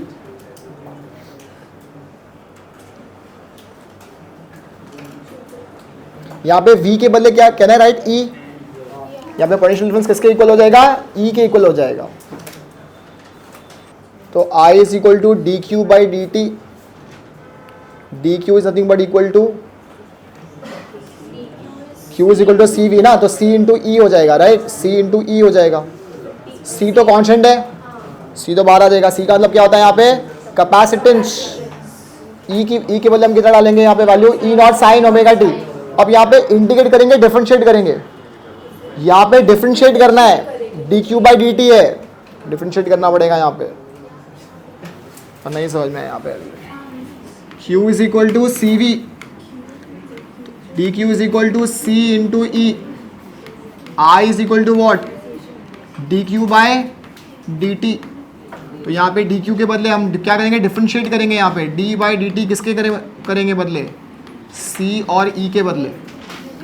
तो यहाँ पे C कांस्टेंट है, मतलब कैपेसिटेंस है। E के बदले कितना डालूंगा मैं, E naught sine omega T. तो D by D t will be nothing but equal to E naught sine omega T. अच्छा, यहाँ पे E नॉट भी क्या है, कांस्टेंट है, E नॉट भी बाहर आ जाएगा। Differentiation of sine omega T कितना होता है रे, डेरिवेटिव ऑफ साइन थीटा कितना होता है? अरे यार ये क्या ही भूलूं मैं इसको। हाँ, कॉस थीटा, बस इतना ही आएगा। Derivative of sine omega T will B only cos omega T, that's it, into what, omega, chain rule. Omega T को भी डिफरेंशिएट करेंगे रिस्पेक्ट टू टाइम, तो कितना आ जाएगा ये आ जाएगा E नॉट सी कॉस, कितना हो गया ये, ओमेगा टी इंटू ओमेगा। क्या ये क्लियर है, यस और नो? तो कहना write like this, I is equal to E naught omega C cos omega T. अच्छा, अब मुझे कंपेयर करना है किससे, I naught sine omega T से।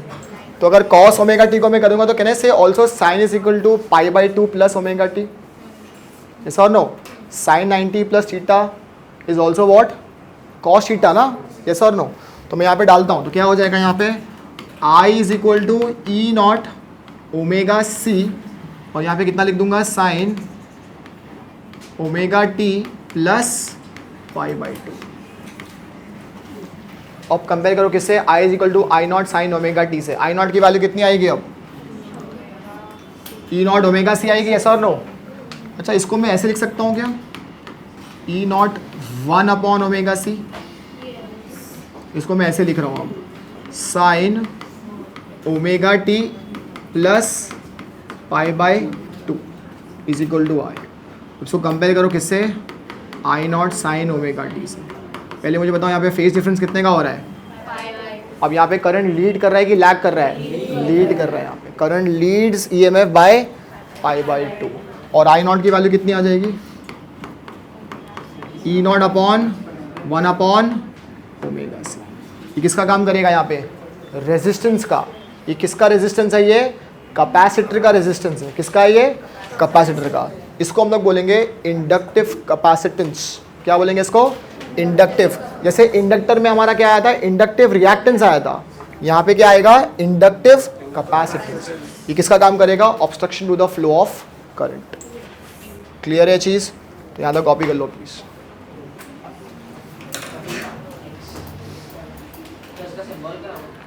एक्स और नीचे सी, जैसे एक्स के नीचे एल था, यहाँ पे एक्स के नीचे सी हो जाएगा।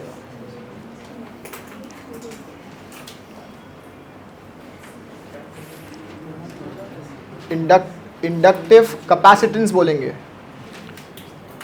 तो यहाँ पे इसको हम लिख सकते हैं ऐसे, X C is equal to 1 upon omega C. इसको बोलेंगे inductive capacitance. Inductive capacitance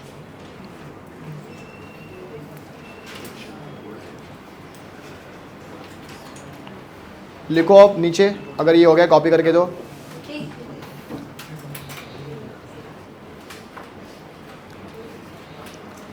cos theta is equal to sine 90 plus theta, मैं वैसे भी लिख सकता हूँ।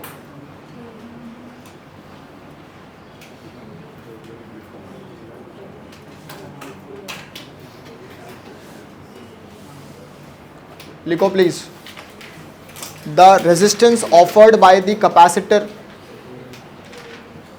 The resistance offered by the capacitor, the resistance offered by the capacitor is called inductive capacitance.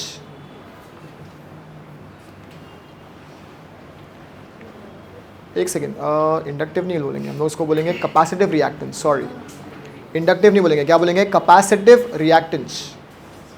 Capacitive reactance, capacitive reactance बोलेंगे इसको। इसका symbol हो जाएगा x के नीचे c और फॉर्मूला हो जाएगा X C is equal to 1 upon omega C. अब मुझे देखिए बता दो, ये क्या क्या अलाउ करेगा पास करने के लिए को, डायरेक्ट करंट अलाउ करेगा कि ऑल्टरनेटिंग करंट। पहले बताओ, क्या ये डायरेक्ट करंट अलाउ करेगा पास होने के लिए। डायरेक्ट करंट की फ्रीक्वेंसी क्या होती है, 0। 1 अपॉन 0 मतलब एक्स सी कितना हो जाएगा, infinite. So it will block direct current. क्या अलाउ करेगा ये, हाई फ्रीक्वेंसी ना, हाई फ्रीक्वेंसी सही बोल रहा है। अगर फ्रीक्वेंसी हाई हो जाएगी तो ये वैल्यू कम हो जाएगी ना, यस और नो। अगर ये फ्रीक्वेंसी हाई हो जाएगी तो ये वैल्यू क्या हो जाएगी, कम हो जाएगी, बराबर है। तो प्लीज राइट बिलो। अच्छा, इसका और एक फॉर्मूला क्या हो जाएगा एक्स सी का, X C is equal to 1 upon 2 pi F C. ये भी कॉपी कर लो please, X C is equal to 2 pi F C. X C is equal to 2 pi F C लिखो नीचे। अब for direct current frequency is equal to 0. For direct current frequency is equal to 0, therefore xc will become infinite. अगर xc infinite हो जाएगा तो it will block direct current. तो अगर तुमको सर्किट में अगर ब्लॉक करना है डायरेक्ट करंट तो तुम लोग क्या यूज़ करोगे, कैपेसिटर। कैपेसिटर क्या करेगा, ब्लॉक करेगा।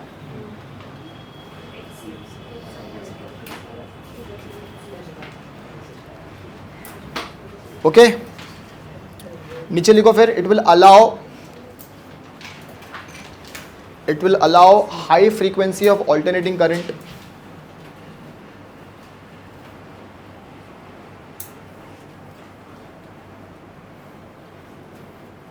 It will allow high frequency of alternating current to pass through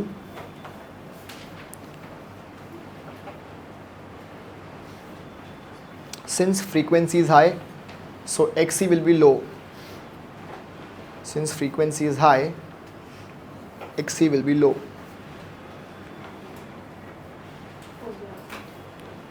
अरे अभी हुआ नहीं है। अभी फेजर डायग्राम बनाना है. Please draw phasor diagram, come on.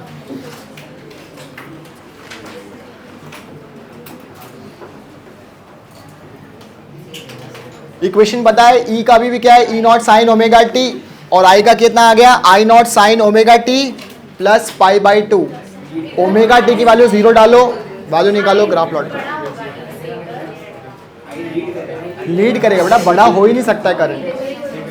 Current बड़ा कैसे होगा ईएमएफ से? करंट तो कभी बड़ा हो ही नहीं सकता ना. करंट की एम्पलीट्यूड कभी भी ईएमएफ से बड़ी नहीं हो सकती, नॉट पॉसिबल. करंट लीड करेगा. ये बराबर है.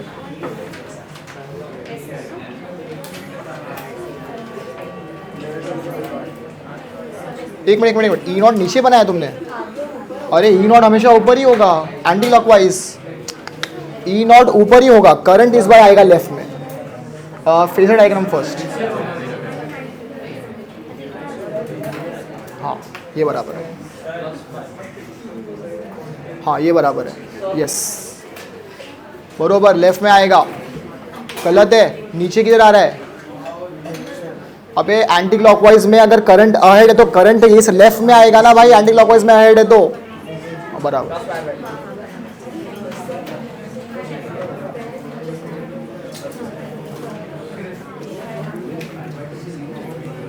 सबको आ गया क्या? अरे ओ बाबा, एंगल मार्क करो कुछ. Omega T angle 90.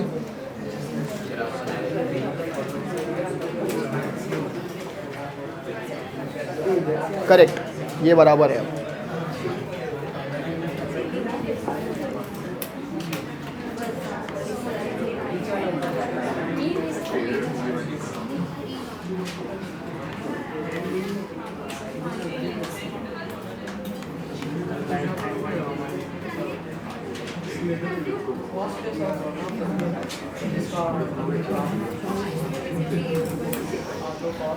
ऐसा आना चाहिए फेजर डायग्राम. यहाँ पे I is ahead of EMF by pi by 2. नीचे किधर बना रही है पब्लिक? प्लीज टेक डाउन, नीचे note up. When AC voltage is applied to a capacitor. अच्छा तू बना ले.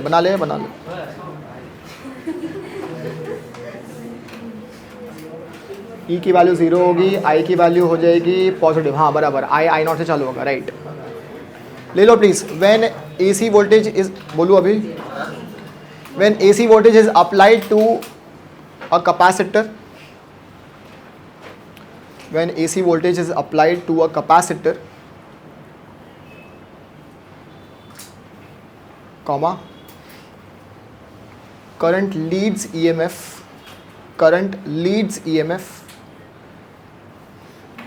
Your diagram is correct. Graph बराबर है वाला. I naught. Mark I naught, not I. It should be I naught, peak value. When AC voltage is applied to a capacitor, comma, current leads EMF by pi by 2.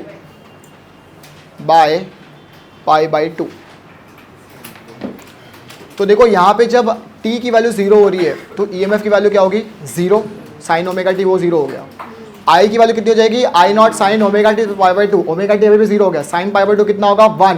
तो I की value क्या होगी? I not. तो 0 पे I not की value क्या होगी? Maximum होगी I नॉट पे. तो तुम्हारा ग्राफ कुछ इस तरीके से दिखेगा.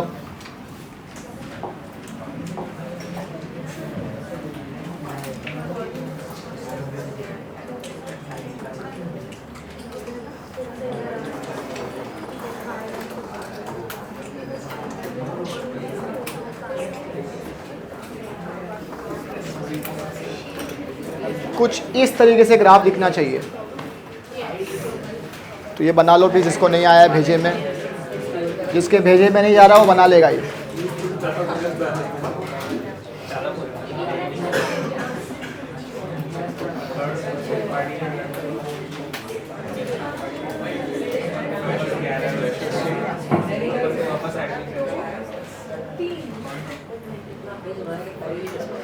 सही बोल रहा है.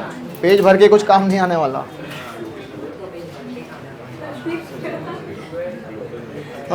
चलो हो गया ये. अरे we still have time.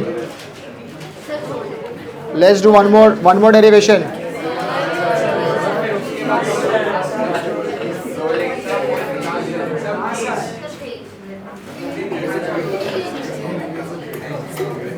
चलो कोई बात नहीं, एक क्वेश्चन दूंगा मैं आज तुम लोगों का। अपना अपना कल EMI कंप्लीट हुआ है ना, EMI कल कंप्लीट हुआ ना अपना EMI, उस पर एक क्वेश्चन दूंगा आज। हाँ उसके बाद छोड़ दूंगा, अगर आ जाएगा तो छोड़ दूंगा, आ जाएगा तो छोड़ दूंगा। Are you okay?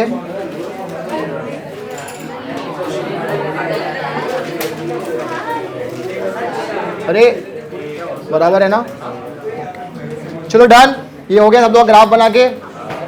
AC circuit में आज यही रुकेंगे हम लोग, नेक्स्ट वीक कंटिन्यू करेंगे यहाँ से। Take down a question.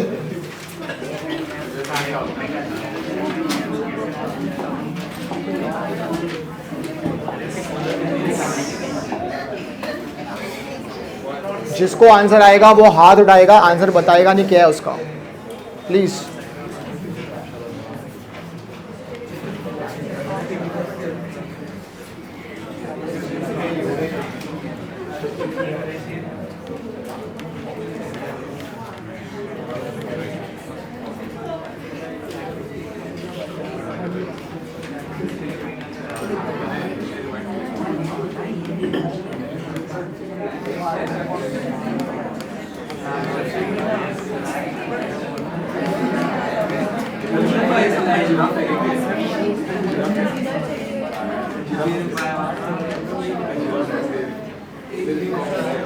It's a very easy question, आराम से हो जाएगा ये, बहुत इजी क्वेश्चन है, ठीक है। इसमें क्वेश्चन ऐसा है कि अ square loop of side 15 centimetre is moving with 2 centimetre per second towards right, और ये 2 सेंटीमीटर पर सेकेंड की जो स्पीड है ये कांस्टेंट है। The edge enters the wider field area of magnetic field 50 centimetre, ठीक है। Calculate the value of induced EMF in the loop at t is equal to 10 seconds। समझ में आया क्वेश्चन? तो ये क्वेश्चन लिख लो, नहीं आया तो लिख लो, लिख लो। A square loop of side 15 centimetre, a square loop of side 15 centimetre moving with a constant velocity 2 centimetre per second to the right, 2 centimetre per second velocity to the right, enters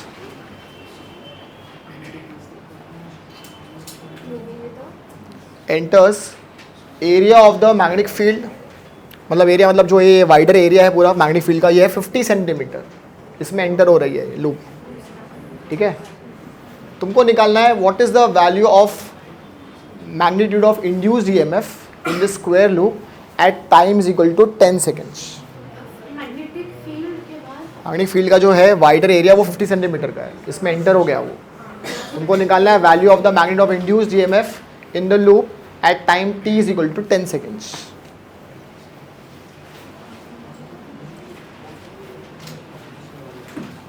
जिसको answer आएगा वो हाथ उठाएगा, answer बोलेगा नहीं वो। Give up कर दिया अभी से।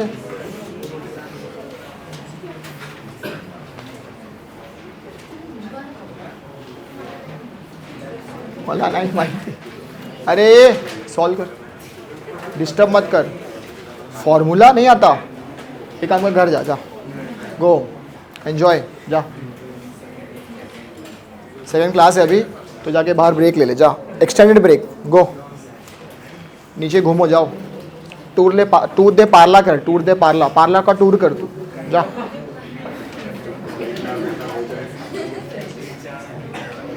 लोग टूर दे फ्रांस करते तो टूर दे पार्ला कर, पाओ पे हो, हनुमान रोड, सुभाष रोड, ये पूरा घूम के ऐसा।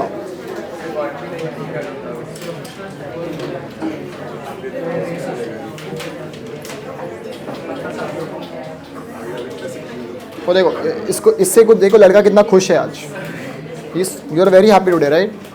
हाँ देखो बहुत खुश है वो आज। क्यों, क्या वो लॉटरी वॉटरी लगी 50 रुपए की? हाँ बहुत खुश है वो आज।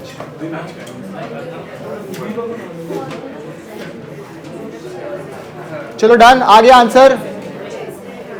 कैसे आना है, ऐसे करना है। आ गया? नहीं आ रहा सॉल्व करने?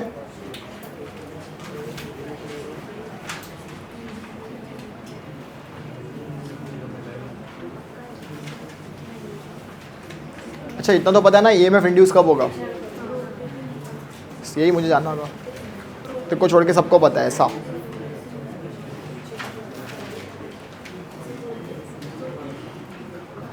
KTG हो जाएगा पढ़ के 2 दिन में, पढ़ लेगा पूरा KTG।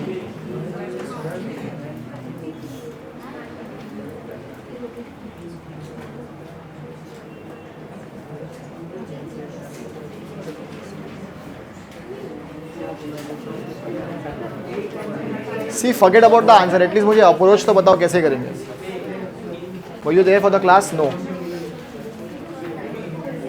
अरे तुमने स्टार्ट भी नहीं किया करना, सूझ ही नहीं रहा। अरे क्वेश्चन को रीड करने का बार बार, अगर नहीं समझ में आया तो। तुम क्या चाहते हो अभी? तुमको 2+2 वाले क्वेश्चन चाहिए? अभी भी नहीं आएंगे वैसे क्वेश्चन।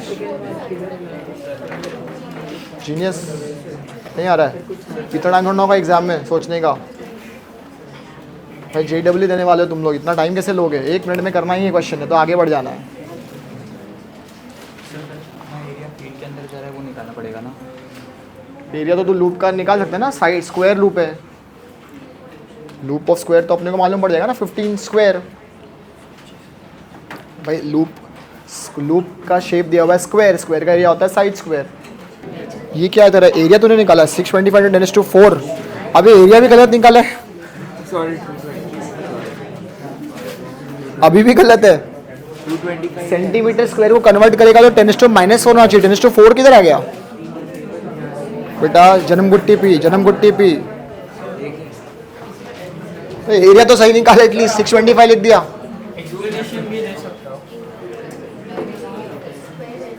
ये आंसर है, करेक्ट आंसर आ गया इसको आंसर, समझ गया। और थोड़ा जल्दी करने का था क्वेश्चन को, ये he got the answer, that's right answer. थोड़ा दिमाग यूज करोगे अपने आप आ जाएगा ये question. Did you get it? You know formula of magnetic field या EMF इंड्यूस्ड। चलो हो गया टाइम, अब सर टाइम तो मिलेगा नहीं एग्जाम में। ये जो लूप है ये ट्रैवल कर रही है 2 सेंटीमीटर पर सेकेंड से।